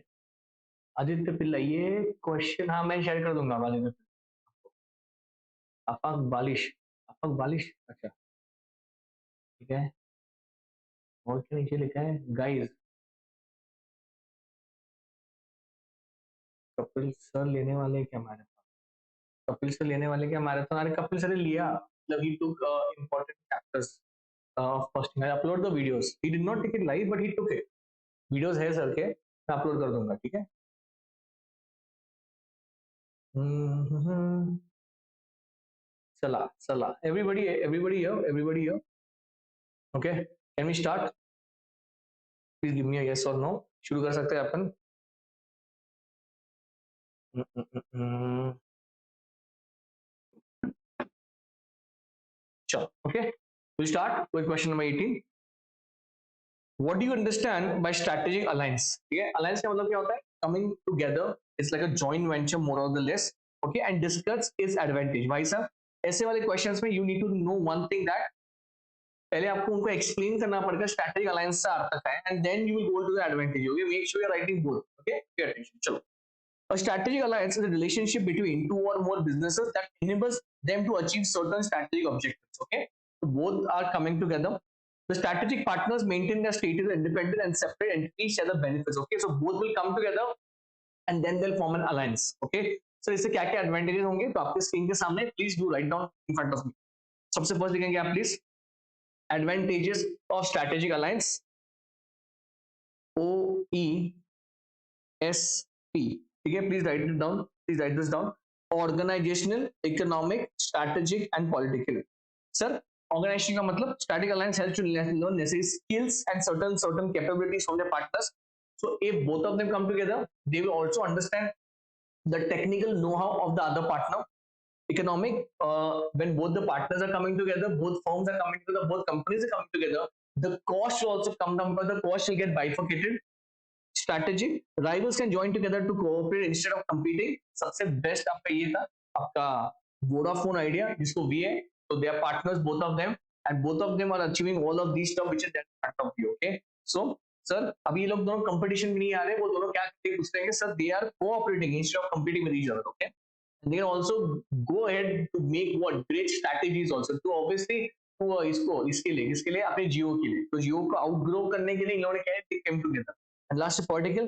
Sometimes strategic alliances are formed with a local foreign business to gain entry into foreign market, either because of local prejudices or legal barriers to entry. Okay, so obviously what happens is even the foreign players, if they want to come to India, not come as a foreign brand, they will obviously make partnerships with all this. Okay, for example, अगर आप Starbucks का check करेंगे, it is a Tata Enterprise Alliance. Okay, वहाँ पे नीचे Tata Enterprise Alliance करके आता है. So Starbucks has been in partnership with whom? They have made an alliance with Tata. Because Tata is a homely grown brand. Okay, it's a domestic brand. That is why they'll do that. Okay, so please pay attention. ये चारों भी points आपकी book में अभी रहने चाहिए. आप क्या लिखेंगे आपकी बुक में अभी? Write what you will write. Sir, we will write what are the advantages of strategic alliance. What are the advantages of strategic alliance? आपके स्क्रीन के सामने सब आंसर्स हैं. Organizational, economic, strategic, and political. Let me know once you have finished with this. Okay, everybody, I should write down. I'm telling you again. Please write down. जैसे उसने पहले सब question लिखे, it will become good help to you only. आपको confidence आ जाएगा. चलो okay, चलो now कुछ केस स्टडीज है, जैसे अपने वो माँ की पसंद है किया था, वो एक था, तो we have started with that. Okay, question number, अच्छा this is 19, my bad. Question number 19. Rohan works in the R&D department of an electronic appliances company and is given complete autonomy to conduct experiments for business expansion. I repeat the question again. So भाई साहब रोहन एक बंदा है, वो एक employee है, उसको R&D department में कंप्लीट ऑटोनॉमी दी है. You can do anything whatever you want to do in that department. He accepted the challenge and developed a new product for the customers. Identify and explain the role of Rohan in the company. क्या भारी question पूछे मालूम क्या? I hope you are getting what is this. See, there are two things. One is called as a entrepreneur, जिसको हम businessman बोलते हैं, and one is called as the entrepreneur. Okay, what is the entrepreneur? Entrepreneur is a business growing mind, but within the boundaries of the company. समझ में आ रहा है? आजकल अपन बिजनेसमैन को बोलते हैं कि ये एंटरप्रेन्योर है, what's entrepreneur, he is developing new things, is expanding his business. तो अगर यही सेम रोल अगर एक एम्प्लॉय कर रहा है within the boundary of the business, it will be called as a entrepreneur. Please write down this, it's very very important. Entrepreneur, ये लिहाज है तुम्हारा, स्पेलिंग नीट लिया प्लीज, स्पेलिंग नीट लिया, ठीक है। सो ये जो रोल रोहन भैया कर रहे हैं ना, ये रोहन भैया कौन सा रोल कर रहे हैं, इंट्राप्रेन्योर का रोल कर रहे हैं। इट्स अ वेरी इंपॉर्टेंट, ये जितने भी क्वेश्चन है सब आके गए, ऑल दीज क्वेश्चन से बनाया नहीं ये क्वेश्चन है, ये 5 मार्क को पूछा क्वेश्चन 1+4। सो बाय 1+4, सबसे पहले आपको थोड़ा सा उसके बारे में बताना पड़ेगा कि ये कौन सा रोल है, तो आपने इसको बताया ये एंटरप्रेन्योर, ठीक है। अभी आगे उसके बारे में थोड़ा सा एक्सप्लेन करना पड़ेगा, क्या एक्सप्लेन करेंगे अपन sir? An entrepreneur is nothing but an entrepreneur only who operates within the boundary of an organization। सगळ्यात महत्वाचं ही लाइन ये आपको छापना ही पड़ेगा। इनफैक्ट अगर आपने अभी भी छापा तो भी चलेगा, ठीक है। He is an employee of the large organization who vested with the authority of initiative, creativity, autonomy and all that. The entrepreneur believe in change and do not fear failure, to discover new ideas and look for opportunities। by risk taking person रहते हैं। Even a businessman, even a entrepreneur, वो क्या करेगा, सब वो risk लेगा। Same is with entrepreneur, वो सिर्फ बाउंड्री में रह के सब कुछ कर रहा है, ठीक है। It has now become a trend that large corporation appoint entrepreneur within the organization। और ये क्यों करते हैं लोग, कि ताकि वो कुछ कर सके, he will expand the business, okay। So if this question comes, please don't get confused, please do not write entrepreneur, it will become an outside person, he is an entrepreneur, वो very very important, okay। So next question number 20, question number 20, Disha is appointed, ये भी अच्छा question है ये। Disha is appointed as a HR manager, okay, in a telecom company. The moment you see HR knowledge, you need to understand what these people do over there, okay. Currently, the company is facing various HR challenges. Disha's role involves implementing effective human resource management strategies to address HR challenges and ensure the success of the company। आजकल उनके HR के कुछ challenges चालू है, तो वो ये बात करती है, recruitment नहीं हो रहा है, proper skill नहीं मिल रहा है, and all that stuff। Enumerate 5 prominent areas where Disha can play a strategic role। वो HR करती है बेसिकली, और challenges है, तो वो क्या क्या रोल प्ले कर सकती है, स्क्रीन के सामने आपका आंसर है, इंपॉर्टेंट है, please write down this very very carefully, okay. तो 5 ही एरियाज लिखने हैं, इसमें 7 वाले आंसर है, एक बार मैं गो थ्रू करता हूँ, प्लीज आप भी लिखेंगे आपकी बुक में, ठीक है। तो ये क्या है, Disha, a HR manager in telecom company, plays a very pivotal strategic role in addressing HR challenges and fostering the company's success। Key areas where Disha contributes strategically is what? Sir ये कहाँ कहाँ पे काम पे आने वाली दिशा? सबसे पहले प्रोवाइडिंग पर्पसफुल डायरेक्शन, सबका ध्यान चाहिए, जैसा आपका ध्यान ब्रेक के पहले था वैसा ही ध्यान वापस चाहिए। बेड पे सोफे पे लेट के देखो मत, okay, is of no use. Your mind, your body, everything should be connected, okay. Table और बसा, कुछ ही क्वेश्चंस बाकी है। अब मैं आपको वापस वापस बोल रहा हूँ, इसमें से असं भरपूर वेळा होणार आहे की हे क्वेश्चन आहेत तसे येणार आहेत तसे म्हणाला मी, ठीक आहे। तो थोडंफार लक्ष द्या, नंतर you can continue with your own schedule, okay. Providing purposeful direction. The HR manager leads people and the organization towards the desired direction, the knowing people. He can ensure harmony between objectives and individual objectives। इसलिए HR का काम क्या होता है? So when HR, see, whenever you get recruited, the HR will tell you कि भाई साहब अपने कंपनी का गोल्स क्या है, अपने कंपनी का ऑब्जेक्टिव्स क्या है, आपको एक पर्पसफुल वो बनाइए कि ये आपका पर्पस है। सबसे पहले प्रोवाइडिंग अ पर्पसफुल डायरेक्शन, सबसे पहले मकसद आपका क्लियर होना चाहिए। Creating a competitive advantage in the present business environment, maintaining a competitive position or gains either by cost leadership or differentiation, जो अभी just पढ़ा अपन ने, is the important objective। Having a highly committed and competent workforce is very important for getting what? भाई साहब आप cost leadership जा सकते हैं, डिफरेंशिएशन कर सकते हैं प्रोडक्ट्स को, बट इन सबके लिए क्या चाहिए? अरे भाई साहब आदमी लोग चाहिए ना, मैन पावर चाहिए तुम्हारे पास। अगर मैन पावर नहीं है तो कैसे अचीव करोगे ऑब्जेक्टिव्स? तो सबसे सेकंड क्या है, you have to create a competitive advantage. अरे कॉम्पिटिटिव एडवांटेज कौन सा भाई? एचआर, मतलब मैन पावर का चाहिए। So if your company has a very skillful manpower, you will automatically have a competitive advantage over the competitors।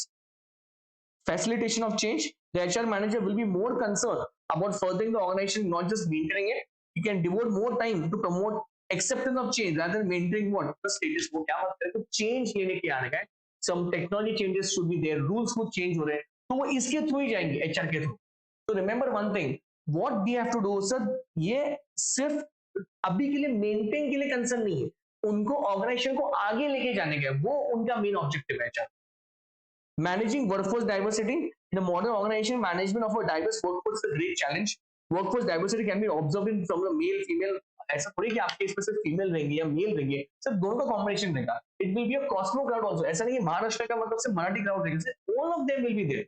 So in Pune is a hub of everything. Okay, everybody comes on over here. So we have to maintain what the diversity culture in your context.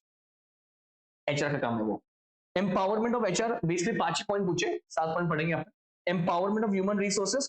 Empowerment means authorizing ever member of organization to take up or his or her destiny, realizing a full potential. तो यही मतलब जब एक interview होता है, HR का यही एक ऑब्जेक्टिव रहेगा कि भाई साहब उसका पोटेंशियल देख के उसको जॉब अलॉकेट किया जाए.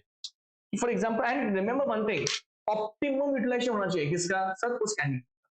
तो ये एचआर का काम है. Empowerment involves in giving more power to those who at present have little control over what they do and little ability to influence decisions being made around them. Okay. 6 point, building core competency. The HR manager has an important role to play in developing the core competency. A core competency is unique to strength. मतलब भाई साहब वही है जो आप recruit भी कर रहे हैं वो स्किल होना चाहिए. जतरा तुम्हारा गोला करायची नहीं है. तुमको अगर 2 जन चाहिए काम को, 2 जन स्किलफुल चाहिए, बिकॉज वही स्किलफुल आपको कोर कॉम्पिटेंसी डेवलप करेगा आगे. और लास्ट में development of work ethics and culture. As changing work ethic requires increased emphasis on individual jobs will have to be redesigned to provide vibrant work culture will have to be developed. मतलब आपके environment एकदम informal चाहिए, casual चाहिए. Everybody needs to speak each other very freely. एकदम strict नहीं चाहिए वो. There should not be any mandate कि नहीं यार आपको अप्रूवल बहुत चाहिए बात करने के लिए. It has to be very free so everybody can communicate with each other. ये भी किसका रोल है सर, एचआर का रोल है. तो 7 एरियाज आप लिख सकते हैं. आपके बुक में 5 ही एरियाज पूछे हैं उन लोगों ने आपके एग्जाम में. समझ में आ रहा है आपको? Everybody okay to hear? फिर ओके टू हियर. चलो ओके. अभी आपका सबसे फेवरेट क्वेश्चन आ गया 21. सबसे सॉरी वो नंबरिंग ऊपर नीचे हुआ है. 21st is this question. I give you वो नंबरिंग करके मैं पीडीएफ दे दूंगा. ठीक है. 21st question. According to Michael Porter, what are the 5 forces that exist within the industry? सबसे इजी है. I hope you know this. Okay. सबसे पहले sir, threat of new entrants, bargaining power of buyers, bargaining power of suppliers, rivalry among current players, and threat from substitute. Okay, 5 के बाद ये learning करके जाओ because ये आने ही वाला है. माइकल पॉटर भैया को अभी छोड़ो. ठीक है सर, क्या क्या ऐसे कंप्यूटर फोर्सेस. सबसे पहले थ्रेट ऑफ न्यू एंट्रेंट्स, कि new entrants being added capacity. अच्छा, और एक बात, आपने कुछ टाइम पहले आई थिंक ब्रेक के पहले क्वेश्चन किया था माइकल पॉटर का ही था, पर माइकल पॉटर ने ये नहीं पूछा था. मैं आपको क्या बताया कि क्वेश्चन को ध्यान से पढ़ना है. ये एक्चुअली में माइकल पॉटर के 5 फोर्सेस का क्वेश्चन है. ऊपर जो पढ़ा वो बैरियर्स का पूछा, कॉमन बैरियर्स पूछे थे माइकल पॉटर ने जो कोट किए. ठीक है, दोनों भी क्वेश्चन अलग अलग है. सबसे threat of new entrants. So obviously new entrants being added. So जो भी एग्जिस्टिंग कॉम्पिटिटर्स है, न्यू एंट्रेंट्स का इनको बड़ा इंपैक्ट रहने ही वाला है. ठीक है. So new entrants bring added capacity in product variety, intensifying the competition. मतलब जब नया एंट्रेंस आएगा वो कॉस्ट कम कर देगा, वो क्वालिटी को अच्छा देगा, तो इससे एग्जिस्टिंग मार्केट पे इंपैक्ट होने वाला है. ये उसका मानना है कि उसने 5 फोर्सेस निकाल के रखे. बार्गेनिंग पावर ऑफ बायर, मुझे एक ही बताएंगे बार्गेनिंग पावर ऑफ बायर कब होने वाला है सर. अगर बायर के पास बहुत सारे ऑप्शंस है, अरे बहुत दुकान है यार, ये बायर देखकर चलेगा वहां पे. C ability of buyers to form groups और cartels influences the bargaining power. This force, particularly in national products, impacts pricing and often leads to demands for better service in place. See, remember one thing: buyers are there, but there are lots of suppliers. Lots of suppliers are there. So if you say no, I'll go to somebody else. What is this? Bargaining power of buyer. Okay. तो यहाँ पे वो dominate करेगा. कौन dominate करेगा? Buyer. सो supplier, अगर supplier कम है, अगर बायर ज्यादा है तो वो डिमांड करेंगे. They will be at a dominant position. Boss. Rivalry among current players. Existing players engage in competition, influencing static decisions across various levels. This rivalry is evident in pricing, advertising, cost pressure, impacting the overall world. आपको ही पता है यार, अभी business में you go to any sector, let it be product or service, there will be intense rivalry among everybody. तुम Zomato Swiggy का देखो, both perform the same platform, everything is there. Still, the whole crowd is bifurcated.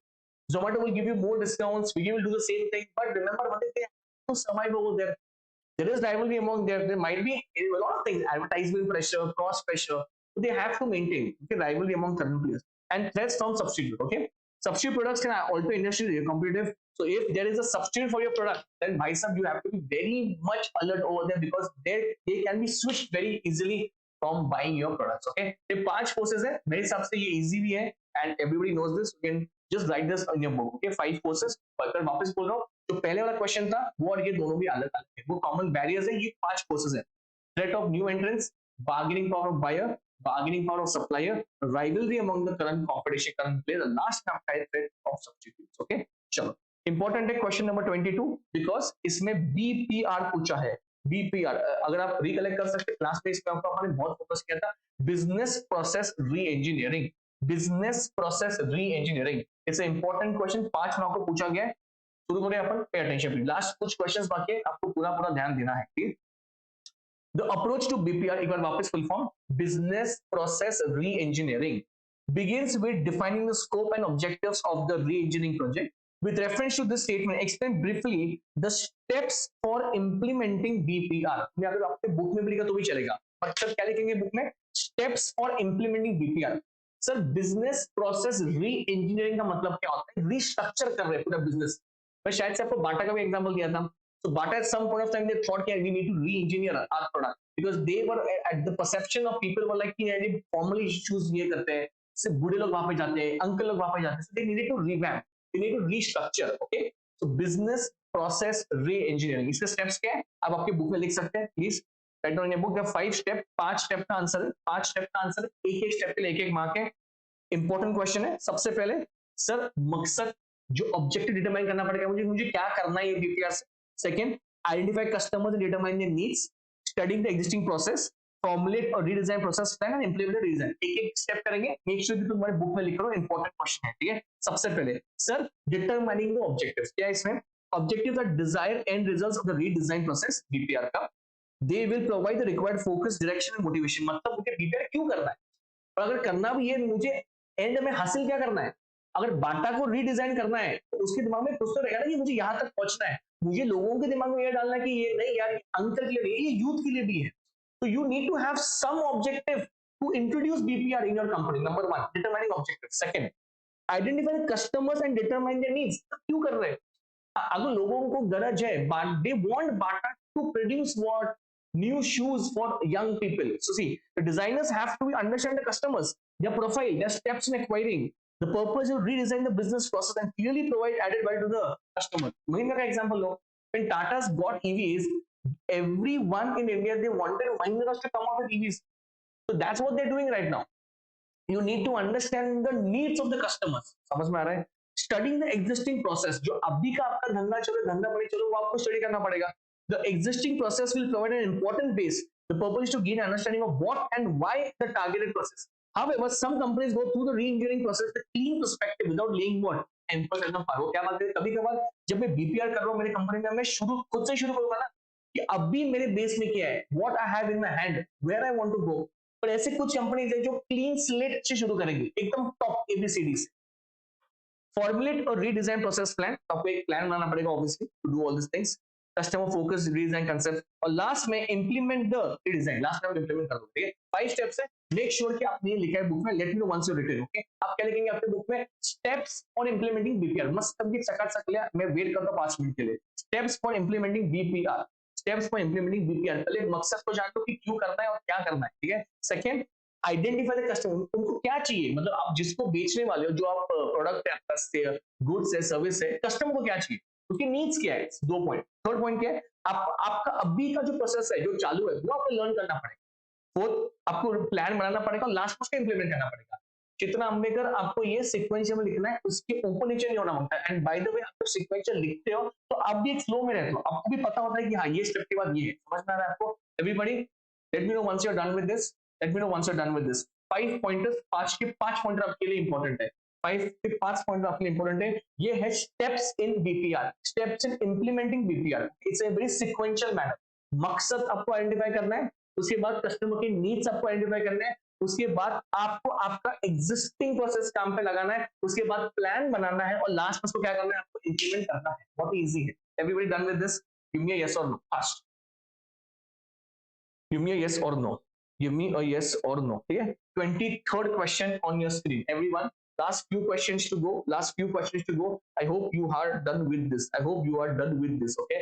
लवकर you need to comment yes or no whether you have written down the steps of BPR. Let me know fast, let me know fast, let me know fast whether you are done with steps of BPR, yes or no, yes or no. So can please sanga mala so that we can go ahead. So this is your BCG, this is your BCG, Boston Consulting Group. 4 quadrants are there, ठीक है। चलो एकदम आराम से। Star, obviously question marks, cash cows and your dogs, okay। but पूछा क्या है वो देख। XYZ Corporation is a MNC conglomerate operating in various industries, okay। They have a diverse portfolio of businesses, okay, including a leading consumer electronic division, a growing e-commerce platform, a mature industrial machinery division, and a newly established software development unit. Which division of XYZ corporation would most likely be classified as star in the BCG growth share matrix? Question पूछा है. They have not asked you कि please go draw all the four quadrants. That would be very easy.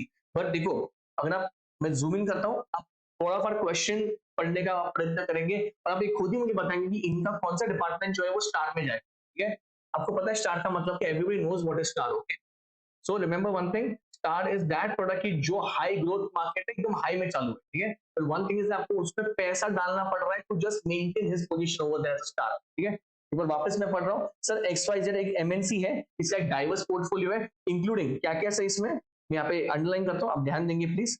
अब underline करता हूँ मैं यहाँ पे, including what, consumer electronic division, okay, growing e commerce platform, growing लिखा है वहां पे, a mature industrial machinery. Understand the wording. Wording किसे लेके देखो ना, under newly established software development unit. क्या आप मुझे बता सकते हैं कि इसमें BCG में स्टार में क्या आएगा, स्टार वाले में क्या आएगा?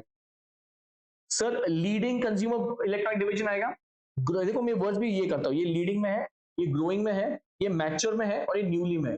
मगर शब्दार्थ क्या रह सकता है? Anybody can tell me what is the answer? A leading consumer electronic division, growing e-commerce platform, a mature industrial machine division और newly established software. इसमें से स्टार में कौन सा आएगा? I want answers from you. I want answers from you. Please fast. I want answers from you. सगळ्यांनी उत्तर द्यायची आहेत प्लीज. BCG में इसमें क्या में आएगा? Fast. So star, question marks, cash cows and your dogs. ठीक है, क्या है ना मला सांग. Everyone fast. चलो सर, सबसे पहले first we need to under, we should tell them what you mean by this. तो सबसे पहले तुमने बीसीजी को ये क्या क्लैरिफाई किया, फिर स्टार के बारे में उसको बताया आपने, स्टार के बारे में आपने उसको बताया. पे attention please. A star in the BCG matrix represents a business unit with a high market share in a high growth market. दोनों भी हाई होते हैं, वही मैंने बताया. The scenario, the newly established software development unit would be classified as a star. Pay attention, everybody pay attention. Newly established software development unit would be classified as star. The software development unit described as a newly established, suggesting that it is operating in a high growth market. Additionally, the potential for high market share can be inferred if the unit is strategically positioned in becoming a leader. तो आपने answer क्या दिए सब लोगों ने, leading consumer electronics. और इन्होंने क्या बताया, newly established software. Newly established software. Pay attention, it's a very tricky question. Stars typically require significant investment to fuel their growth, but they have the potential to become future cash cows as the market matures. Therefore, the software development unit's high growth potential and opportunity to capture substantial market share is the BCG market star. तुमने क्या answer दिया मुझे? Leading, including a leading consumer electronic division, फिर growing e commerce platform और mature industry. Mature तो आएगा नहीं, वो तो सवाल उठता नहीं उसका. And the newly established software development unit. आपने मुझे ये वाला आंसर दिया है, लीडिंग कंज्यूमर इलेक्ट्रॉनिक डिवीजन का. Answer is what, a newly established software. आणि बरोबर आहे न्यूली, कारण काम बघा ना, because it has a more growth potential. No, वो और बढ़ने का. देखो स्टार का मकसद क्या होता है मुझे बताओ. स्टार कम होता है कि और बढ़ेगा. आगे आपने उसमें पैसा डाला, जब तुम्ही त्याला खत पाणी दिलं तर ते अजून वाढणार पुढं. सो यहाँ पे वही लिखा है, देखो ना. In this case, the newly established software development would be classified as star. The software is described at what, high growth market. अगर ऐसे क्वेश्चन आए तो ये ऑब्वियसली ट्रिक वाला क्वेश्चन है. It's a tricky question. Everybody will go for this. Leading consumer electronic division. नहीं. Answer is what? A newly established software development unit. Everybody okay, clear? Please update this. Important आहे. It's a tricky question. It's a tricky question. ठीक है? Because in star, remember one thing. High market share, high growth rate. Remember, high growth rate का मतलब क्या? Sir वो और भी बढ़ेगा. फिर न्यूली का मतलब कि ये लीडिंग है रे. लीडिंग से आपका क्या बात है? लीडिंग से आपका जैसा नंबर बनता है वो. सर वन पे है, ग्रोथ प्रोस्पेक्ट नहीं है. और पर यहाँ पे क्या लिखा है सर, न्यूली है, ग्रोथ प्रोस्पेक्ट्स है उसको. That is why they have selected that. Everybody getting it? Important है, मार्क कौन था. ठीक है, next important, this is your next question. ठीक है, क्वेश्चन नंबर 24 है शायद. 24 इंपॉर्टेंट है. Explain the concept of experience curve. इसका मतलब क्या है, मैं आपको अभी बता दें, जब मैं स्कूल करता था स्टार्टिंग में, this is basically your learning curve, this is basically your learning curve, ठीक है, इंपॉर्टेंट है। Highlight is relevance in static management, आपको पहले ही बताया इसका मतलब क्या होता है कि the first time when you do something it will take a lot of time, okay, even if you drive a car, to ride a bike, even cycle for that matter, point ऐसा कि sir पहले बार तुम गिरोगे, time लगेगा, but eventually gradually आपको वो सब कुछ एकदम आराम से आ जाएगा, because learning curve happens to be there, okay. So सबसे पहले उनको एक्सप्लेन करना पड़ेगा कि मतलब क्या है उसका, and then we will go what is the relevance, okay, pay attention please. देखो यहाँ पे वही लिखा है, experience curve is akin, akin का मतलब क्या है, similar to learning curve which explains the efficiency increase gain by workers through repetitive productive work. Sir वही काम एवरी डे कर रहे हैं सर, बहुत मैकेनिकल हो गया sir.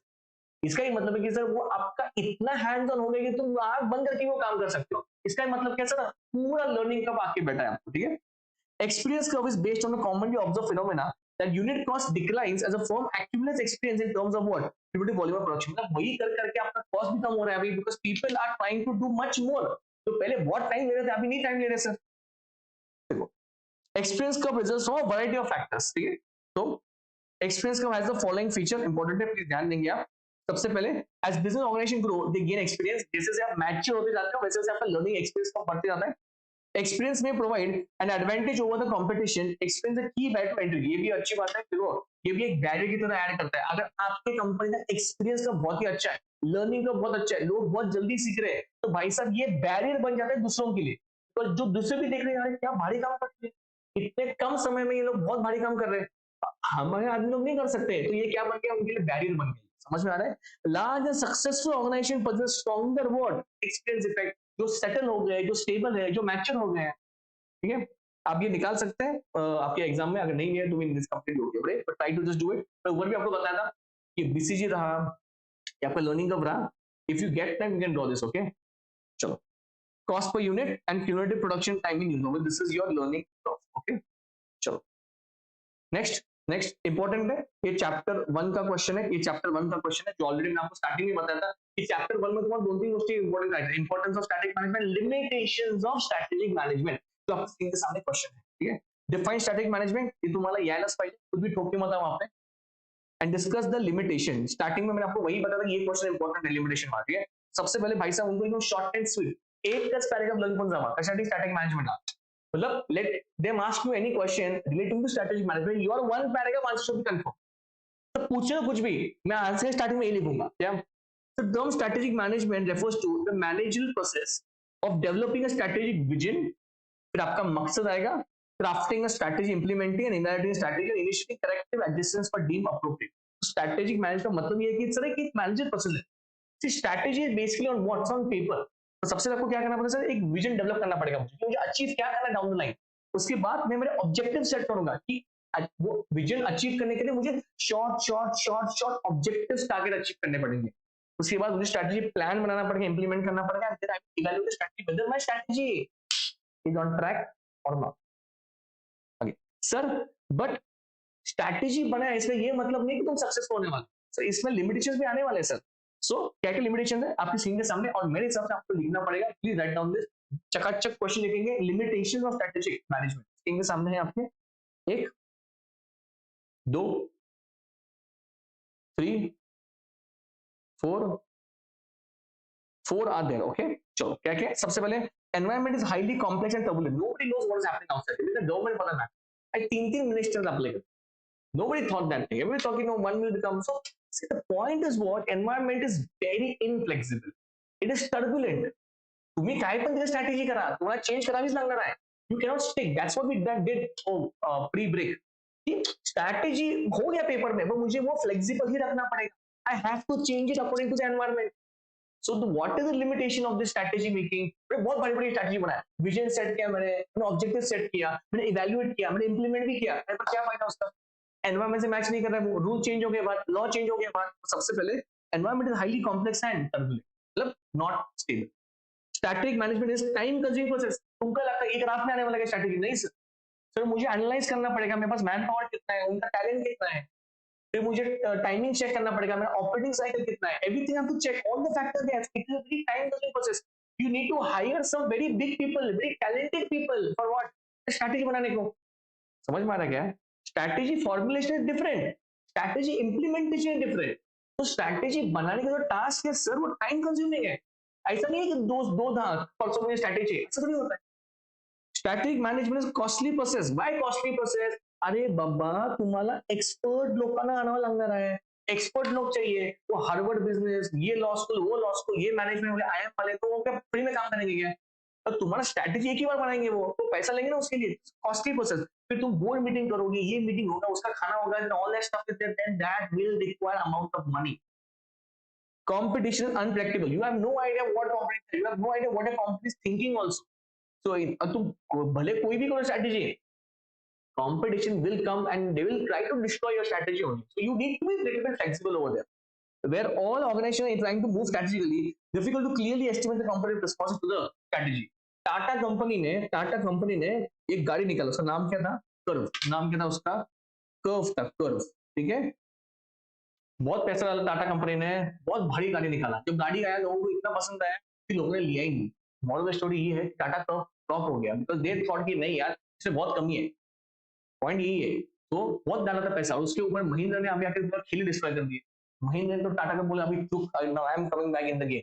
The point is what, now remember when Tata has got so much R&D in that EV, बहुत पैसा डाला है उन लोगों ने. अब वो लोग क्या बोल रहे हैं, शिट अभी प्रॉब्लम दे रहे, महिंद्रा भी लग गया पीछे. तो तुमने कौन सा भी स्ट्रैटेजी क्या रहेगा, there will be competition, that competition unpredictable. You have no idea what the other person is thinking also about the same.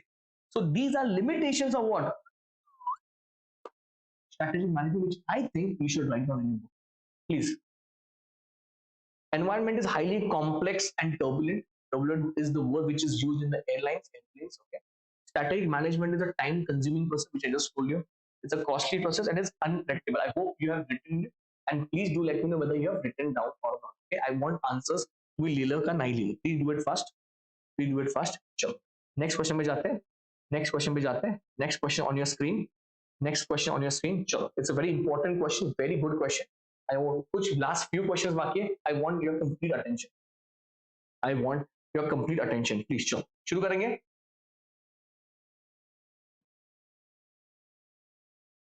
Riya Sharma owns a confectionery business in Jaipur, yeah, specializing in homemade chocolates and candies. Despite holding a substantial market share in the central region, her business has experienced declining sales of these products over the last few years. तो रिया madam का bakery का business था, ठीक है, इन जयपुर में, and she was doing chocolates and candies, and she had a very good share in the market. But eventually, what happened? Her business started going down. Okay? Concerned about the market dynamics, Riya consults a management expert for guidance.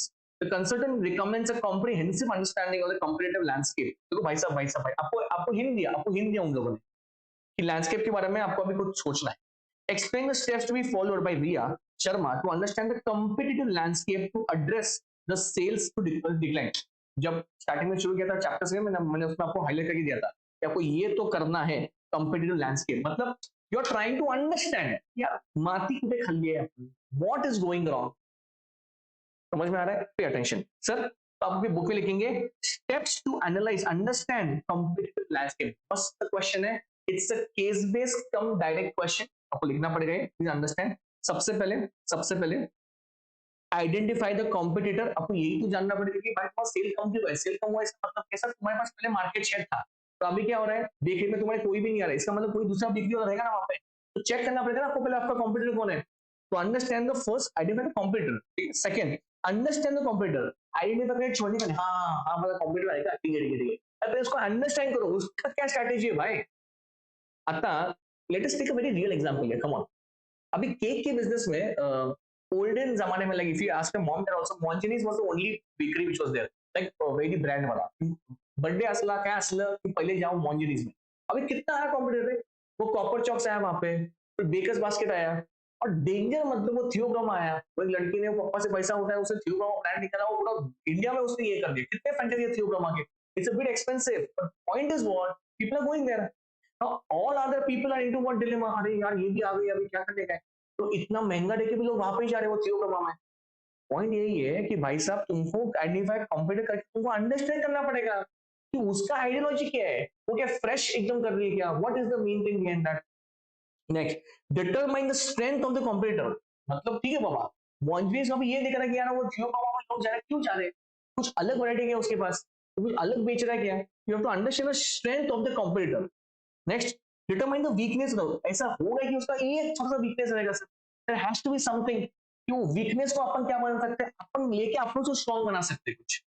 And put all of the information what together, and when you're sitting for the strategy, then you will put everything together. Who is the competitor, have you analyzed him, what's their strength and what's their weakness, उसके बाद तुम तुम्हारा plan बनाओगे. समझ में आ रहा है, समझ में आ रहा है ये. Please write down this in your book. Let me know once you've written. Competitive landscape के steps है. Mongenis आणि थियोब्रह्मा डोक्यात strike वाला पाहिजे. The moment you start reading this also. तर सबसे पहले क्या है, सबसे पहले केक में सर कॉम्पिटिटिव आइडेंटिफाई करो. उसको आइडेंटिफाई करने के बाद उसको एनालाइज करो, अंडरस्टैंड करो उसको, वो क्या करते हो तुम बाबा. फिर उसके स्ट्रेंथ, उसका weakness, and then put all the information together. Understand this, yes और नो? चला चला चला, लास्ट क्वेश्चन है, लास्ट क्वेश्चन. नेक्स्ट क्या है sir, how can Mendelow's matrix be used to analyse and manage the stakeholder effectively. Danger, धड़ाके बाद direct उस क्वेश्चन चल, there is no case study. Mendel's matrix पूछा है. I hope you know what is Mendel's matrix. We have done this. It's a analysis basically. Analysis किया, breakdown किया, segmenting है, ठीक है. यहाँ पे दिख जाएगा आपको. Mendel's matrix can be used effectively to analyze and manage stakeholders for grid-based approach. Okay, diagram भी रहेगा आपको मॉडल में. सबसे उसके steps important है. सबसे पहले क्या है, sir, identify the stakeholders. See, begin by identifying all the relevant. What is stakeholder? Yeah, is it shareholder? Stakeholder is a very big word, which has shareholders in it. You have creditors, you have government, everyone is associated over there. Okay, this includes individual groups, organizations that may be impacted by your activities. Next, assess the power and interest. For each stakeholder, assess their power to influence your project. For example, tell me one thing: can shareholders influence you? Can they come and tell you कि नहीं मुझे dividend दो ही? No sir. ठीक है, dividend ले सकते हैं, but they cannot come and mandate you. Can the suppliers come? So ऐसे आपको ग्रुप ढूंढना पड़ेगा जो आपके ऊपर इन्फ्लुएंस कर रहे हैं. See, power can be assessed based on factors, authority, resource, expertise. समझ में आ रहा है? Next, plot the stakeholders on the grid. Boxes में create a grid with power on one axis and interest on the other. Plot each stakeholder on the grid based on your assessment. Stakeholders with high power and high interest are placed as key players. आपको पता है ना ये key player, keep satisfied, low priority वाले, keep informed वाले भी होते हैं. ठीक है, आपको डायग्राम मिल जाएगा आपके बुक में. Okay, next, develop strategies for each quadrant. जो भी ग्रिड बनाया आपने, so based on the placement of stakeholders, each quadrant का होगा key players, keep satisfied. See, what is key players? Fully engage with the stakeholders, seek their input and keep them informed. Shareholders, for example, okay, they are crucial for the success of your project. Keep satisfied. These stakeholders have significant power but may not be as interested in your project. Keep them satisfied by providing regular updates. इसका मतलब कि जिन्होंने पैसा डाला है, जो पैसा, जो इन्वेस्टर्स लोग होते हैं ना, जो पैसा लगता है, फर्क नहीं पड़ता तुम क्या कर रहे हो, मुझे मेरा पैसा मिलना चाहिए. You have to keep them satisfied. समझ में आ रहा है आपको? Keep informed. While the stakeholders may not have much power, they are highly interested in your project. Keep them informed to ensure them remain supportive and leverage their insights and their feedback. See, there might be shareholders also in this where you need to keep them informed what is happening. IPO में अगर पैसा उठा है तो आपको उनको inform भी करना पड़ेगा कि आपका कॉन्ट्रैक्ट क्या चालू है, आप एक्सपांड कहाँ पे कर रहे हो. You have to just keep them informed. And lastly, low priority. These stakeholders have low power and interest. Monitor them for any changes. To allocate minimal resources to manage their expectation. वो क्या बात करें कि ऐसे भी कुछ लोग रहेंगे जिनके लिए कुछ भी इंटरेस्ट नहीं है यार, no interest at all. Let us say for example debenture holders, वो क्या बात है, हमको पैसा दो, कुछ चाहिए बाकी. You give me my interest on time. I have no other expectations from you. There are 4 quadrants which you should keep in mind. Number one is key player, which are very important. उसके बाद keep satisfied. They have no interest in you, but they have the power. Okay, उनको आप क्या करना है, satisfy रखना पड़ेगा. उसके बाद keep informed, all the updates happening, and last one, low priority. Okay, last में monitor and adapt. Continuously monitor the power and interest of stakeholders and adjust your strategy accordingly. Stakeholders may move between quadrants. ऐसा हो सकता है कुछ लोग पहले यहाँ पे थे, कहाँ पे थे, की प्लेयर में थे, वो शिफ्ट होकर नीचे आ गए. Keep satisfied. ये आपको ट्रैक रखना पड़ेगा, ठीक है. To keep track on this. By using Mendel's matrix as a grid-based tool, you can effectively analyze and manage stakeholders by tailoring your engagement strategy. अभी अगर आप ध्यान दे रहे हैं, एक 2 मिनट के लिए काम करो, 2 मिनट काम करिए, 5 स्टेप आपके बुक में लिखो. Mendel's matrix असल लिया. It is also called as stakeholder analysis. It is also called as stakeholder analysis. Grid approach follow करता है वो. So इसमें सबसे पहले आपको आपके स्टेक होल्डर को आइडेंटिफाई करना पड़ेगा. उसमें सप्लायर हो सकता है, गवर्नमेंट हो सकता है, शेयर होल्डर हो सकता है, ठीक है. उसके बाद उनका पावर एंड इंटरेस्ट एनालाइज करो. Both are two different things. Power is different, which is influence. Interest is something different. Okay. Plot the stakeholder on the grid. Power and interest on one side. Develop strategies for each quadrant. So what are the quadrants? Keep layer, keep satisfied, keep inform, low priority. और last में क्या करना है, आपको monitor करना पड़ेगा। तो कभी कभी ऐसा हो सकता है कि एक भी शिफ्ट भी हो सकता है ऊपर नीचे। तो 5 स्टेप्स आपकी बुक में आने चाहिए मेंडेलोस मैट्रिक्स के नीचे। Let me know once you are done with this. Mendelow's matrix also called as stakeholder analysis matrix. Very important, जब भी मेंडेलो आएगा स्टेक होल्डर एनालिसिस आना चाहिए। और 4 क्वाड्रेंट आपके दिमाग में स्ट्राइक होनी चाहिए। 4 क्वाड्रेंट आपके दिमाग में स्ट्राइक होनी चाहिए। एवरीबॉडी यस और नो, एवरीबॉडी यस और नो, फास्ट। चल लवकर लवकर लवकर, fast. Next, next question please, next question. Everybody writing, everybody writing. चलो sir, Pizza Galleria was India's first pizza delivery chain enjoying monopoly. Can I say Domino's का बात चल रहा है? For several years. Okay, simple. However, after the entry of Modino and Uncle Jack, it is struggling to compete. ठीक है?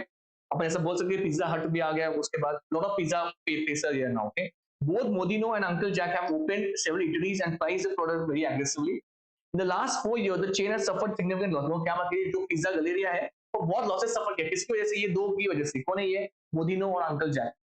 The chain wishes to know whether they should go for turnaround strategy.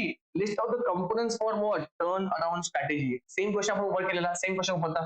तो सबसे पहले ये है, देखो सबसे पहले क्या पूछा है, बहुत भारी क्वेश्चन है ये।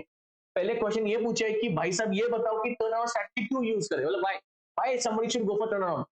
So what are the factors that led you to what turn around? तो सबसे आपको बताना पड़ेगा sir, persistent cash flow negative, uncompetitive product और सर्विस आपको कोई नहीं ले रहा है, declining market share, deterioration physical facility, कोई ध्यान भी दे रहा नहीं तुम्हारे फैसिलिटीज के ऊपर, सब खराब हो रहे हैं, मशीन खराब हो रहे हैं आपके, ओवर स्टाफिंग तुम करके बैठे हो, एंड मिसमैनेजमेंट। अगर ये सब चीजें आपके कंपनी में है तो भाई साहब आपको टर्न अराउंड स्ट्रैटेजी यूज करना पड़ेगा। तो ये आपका क्वेश्चन नंबर 1 का आंसर था। उसके बाद next, for turnaround strategy to be successful, it is imperative to focus on what? Short and long term financing. That's the pizza. So, अरे यार क्या हो रहा है? 1 second. क्या बगा? 1 second, 1 second.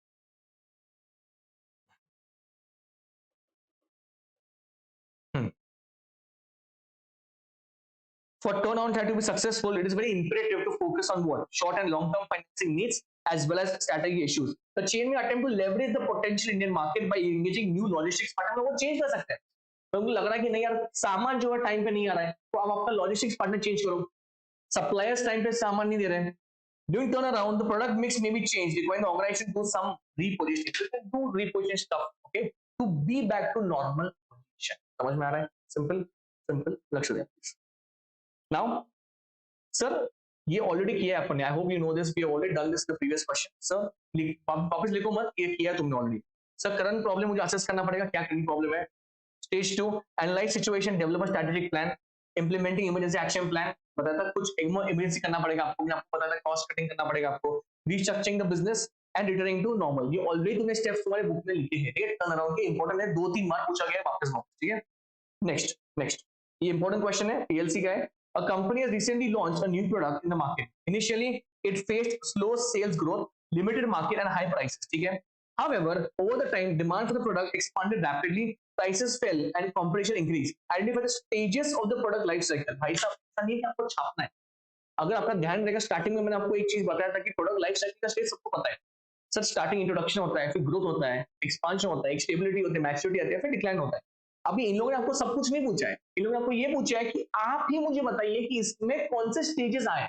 बता सकते हैं मुझे आप क्वेश्चन पढ़ के इसमें क्या है?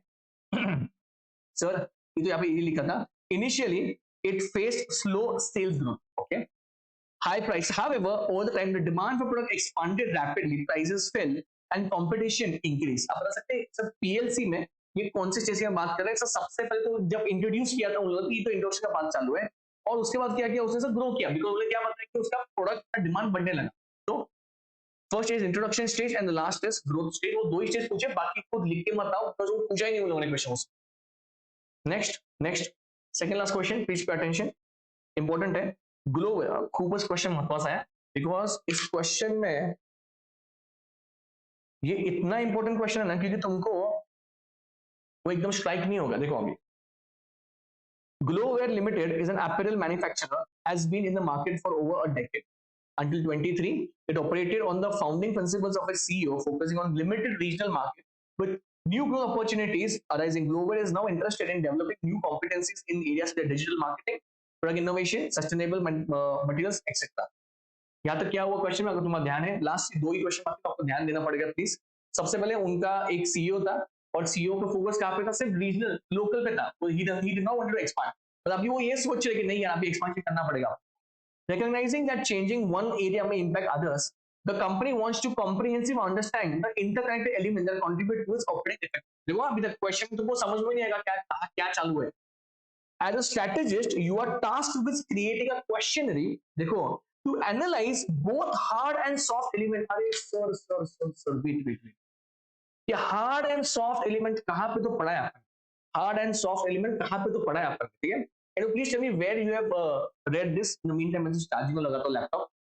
कहाँ पे तुमने ये पढ़ा है hard and soft element? Can you please tell me?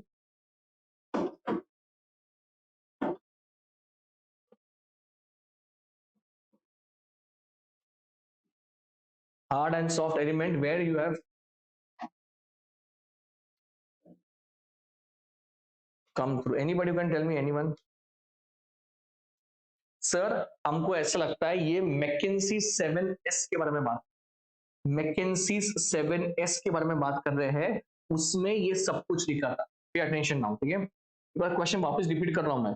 As a strategist you are task with creating a questionnaire, आपको क्वेश्चनरी बनाना है to analyse both the hard and soft element. Okay sir, this assessment will enable the global to understand the factors that influence its effectiveness and to strategically align its structure, skills and culture with its growth ambition. Okay, एक बार मैं वापस बोल रहा हूँ, it's a very tricky question because if you do not recollect कि तुमने hard and soft कहाँ पे पढ़ा है, you might end up writing something else only. और देखो they are so smart, they have not even mentioned over there कि आपको मैकेंजी के साथ टेस्ट के ऊपर फोकस करना है। और आपको याद रहेगा, थोड़ा फॉर भी आपको याद रहेगा कि नहीं कोई बात नहीं, आप लर्न कर देंगे। 7S जो मैकेंजी के है वो हार्ड एंड सॉफ्ट एलिमेंट में उन्होंने डिवाइड करके रखे, ठीक है? बहुत ही इजी है, अभी आप लर्न कर सकते हैं। पे अटेंशन प्लीज। सबसे पहले आपको बताना पड़ेगा एग्जामिनर को कि भाई साहब हाँ मुझे पता है कि मैकेंजी के साथ ऐसे, ठीक है? In addressing the strategic needs of global, the McKinsey 7S model serves as a valuable tool. Okay, this model examines how various hard and soft elements with the organisation interact with understanding the modifying one aspect, helping to maintain a balance and effective organized structure. अभी आगे देखो, balancing these elements, Glowware can gain insights into design. Okay, अभी सबसे important ये है भाई साहब, McKenzie के साथ एस मॉडल क्या क्या सर? तो सबसे पहले हार्ड में क्या क्या आते हैं? Strategy, structure and system. तुम्हारे बुक में तुमको मिल जाएगा, ठीक है? आपने ऑलरेडी लिखा ही है सर। ये ऐसे है जो directly managed by the company, directly managed by the company, वो हार्ड एलिमेंट्स में आते हैं। स्ट्रैटेजी जो कंपनी खुद करेगा, स्ट्रक्चर कंपनी खुद डिसाइड करेगा, और सिस्टम जो अभी जो डेली जो प्रोसेस होता है ना वो भी कंपनी डिसाइड करेगा। मतलब जो हार्ड एलिमेंट है, जो हार्ड एलिमेंट है वो डायरेक्टली मैनेज कर रहा है कौन? Sir company. लक्षात द्या, पाठ नसेल विसरला असाल तर आता कंप्लीट लर्न करा, परत सांगा लागलो, इम्पॉर्टंट आहे, येऊ शकतं एक्झामला। Strategy, structure and system, the organisation direction and comprehensive approach. एक बार वापस सर, हार्ड एलिमेंट क्या होता है सर? वो डायरेक्टली कौन कंट्रोल करता है, कौन मैनेज करता है? कंपनी मैनेज करता है, ठीक है? स्ट्रैटेजिक हो गया, उसके बाद स्ट्रक्चर। स्ट्रक्चर मतलब क्या होता है sir? Chosen organisation setup shaped by resource availability, degree of centralisation और डिसेंट्रलाइजेशन। मतलब कौन स्ट्रक्चर, अपन हायरार्की इसको बोलते हैं यार, कौन किसको रिपोर्ट करेगा, वो सेंट्रलाइज होना चाहिए या डिसेंट्रलाइज होना चाहिए, तो सबको पावर देके रखेंगे, ये सब आप डिसाइड करेंगे सर। उसके बाद सिस्टम्स, जो अपन डेली ऑपरेशन होते हैं, प्रोसेस होते हैं, teams execute objective in effective and effective manner. Okay, उसके बाद सॉफ्ट एलिमेंट क्या क्या sir? Influence by organisational culture and more challenging to define. Influence by the culture, सबसे पहले shared values, style, staff and skill. तो आराम से सबसे पहले shared values, core belief that shape the culture and ethical code within the organization, leadership style and its impact on decision making, employee motivation, staff, the obviously your talented people, and last is the skills what the people have. Okay, आप मेरे लिए नहीं पर आप खुद के लिए एक बार बुक बंद करके आप 7S जहां पे भी है आप वहां पे रिपीट करेंगे, एंड आप डिवाइड भी करेंगे हार्ड और सॉफ्ट। हार्ड में 3 है, बाकी बचा हुआ पूरा किसमें है? आपका सॉफ्ट में है, ठीक है? एक बार वापस करेंगे अपन सर। हार्ड में जो कंप्लीटली मैनेज कौन करता है? कंपनी। सो सबसे पहले स्ट्रैटेजी, फिर स्ट्रक्चर, और लास्ट में कैसा? सिस्टम। सॉफ्ट में क्या आता है? It depends on the culture. सबसे पहले shared value, okay, shared vision जिसको बोलते हैं। सेकंड, लीडरशिप स्टाइल, ठीक है? उसके बाद स्टाइल में एक इंपॉर्टेंट पॉइंट है कि आपको एम्प्लॉय को मोटिवेट रखना पड़ता है, incentive they can all that. उसके बाद स्टाफ आपका जो टैलेंटेड पीपल है, एंड उनके पास जो स्किल्स है, उनके पास जो स्किल्स है, मेक श्योर कि आपने आपके बुक में ये सब कुछ लिखा है। यस और no? Yes or no? Please hear me fast.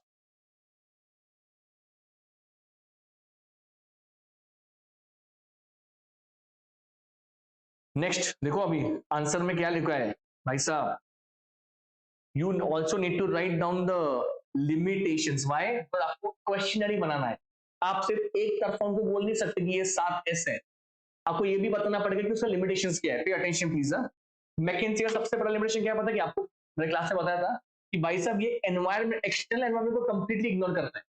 मतलब पेस्टल का कुछ भी लिया नहीं इन लोगों ने इसमें। देखो limited focus on external environment, the model focuses only on what internal. अभी जो ऊपर से पढ़ा अपने शेयर्ड विजन, फिर आपका स्ट्रैटेजी, आपका स्ट्रक्चर, ये सब कुछ क्या है सर, ये इंटरनल के बारे में बात कर रहा है। एक्सटर्नल तो इससे पकड़ा ही नहीं है इसमें, तो ये सबसे बड़ा लिमिटेशन है उसका। Undefined organisational effectiveness, he does not clearly explain how to measure और अचीव व्हाट। जब आप बता रहे हैं कि मैं कुछ इफेक्टिवनेस को मेजर कर रहा हूं, पर किससे मेजर करूं, मैं कुछ टूल ही नहीं है मेरे पास, ये सबसे बड़ा लिमिटेशन है उसका। Static in nature. The model is considered more static and may lack what? Flexibility in dynamic decision making situation. Because इसका मतलब वही ना, अगर आप एक्सटर्नल एनवायरनमेंट को कंसिडर नहीं कर रहे हो तो इसका यही मतलब कि आप फ्लेक्सिबल ही नहीं हो, आप बहुत ही स्टैटिक हो, जितना है उतना ही आप कर रहे हो। And potential gaps in strategy execution, it may not fully capture gaps in strategy development and what execution। जब डेवलप कर रहे हो और जो एग्जीक्यूट कर रहे हो उससे बहुत भी फर्क हो रहा है। तो ये जो गैप हो रहा है वो आपको फुलफिल करने को नहीं होगा इसमें, आपके मैकेंजी के साथ एस में। That is why this McKinsey 7 has as 4 limitation जो आपको लिखना है आपके बुक में। प्लीज राइट डाउन, तो write down 7S also, write down the limitations also. तो मैकेंसी जब आप जब भी आएगा तो दिमाग में आपको एक चीज कंप्लीट रखो कि सर मैकेंसी एक्सटर्नल एनवायरनमेंट का गृहित धरत नहीं। ये आपके दिमाग में जब स्ट्राइक होगा तो आप वो पॉइंट्स लिख पाओगे। समझ में आ रहा है आपको?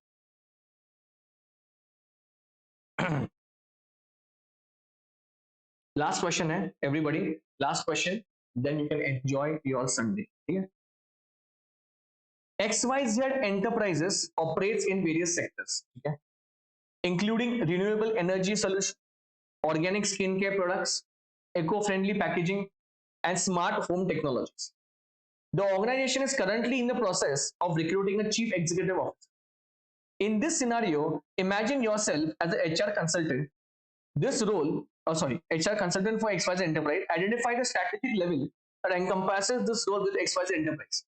Provide an overview of key duties and responsibilities that falling under Chief Executive Officer. क्या बाउंसर क्वेश्चन है सर, क्या पंच क्वेश्चन है? आपको सिर्फ लास्ट का पढ़ना है, लास्ट में क्या लिखा है लिखता थे कि आपको की ड्यूटीज एंड रिस्पॉन्सिबिलिटीज बताने किसके, सीईओ के। That's the question which the guys wanted, it's a very easy one. तो सीईओ क्या करता है भाई साहब, oversee the development of strategy, जो स्ट्रेटेजी बने वो उसको ओवरसी करेगा, वो देखेगा ऊपर से चल रहा है क्या नहीं बराबर। Defining the mission and goals, वो मकसद सेट करेगा। Determining what businesses it should be in, तो अगर डाइवर्सिफाई भी करना है, एक्सपांड भी करना है, वो सीईओ के हाथ में है। अलोकेटिंग रिसोर्सेज, कौन कहां पे होना चाहिए, किस कहां पे कितना बजट अलोकेट होना चाहिए, वो भी सीईओ के हाथ। formulating and implementing strategy that span individual business plans banana, providing leadership for the organization, obviously to guide them, to mentor them। उसके बाद इंश्योरिंग, आप ये सब कुछ क्यों कर रहे हो, तो आपका मेन मकसद क्या पता है क्या, आपको शेयर होल्डर्स का वेल्थ मैक्सिमाइज करना है, ये भी आपके बैक में माइंड में होना चाहिए।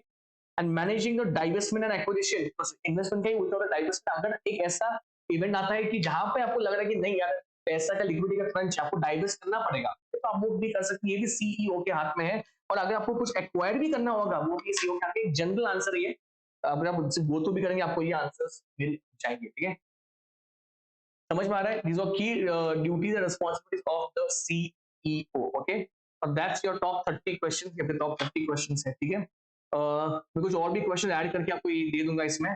तो इसमें तुमने तुम्हारा माइकल पॉटर हो गया, फिर आपका मैकेंसी हो गया, फिर आपका ये भी जो आपके मेन मेन स्ट्रैटेजीज थे वो भी हो गए, और टर्न अराउंड स्ट्रैटेजी, बीपीआर हो गया आपका।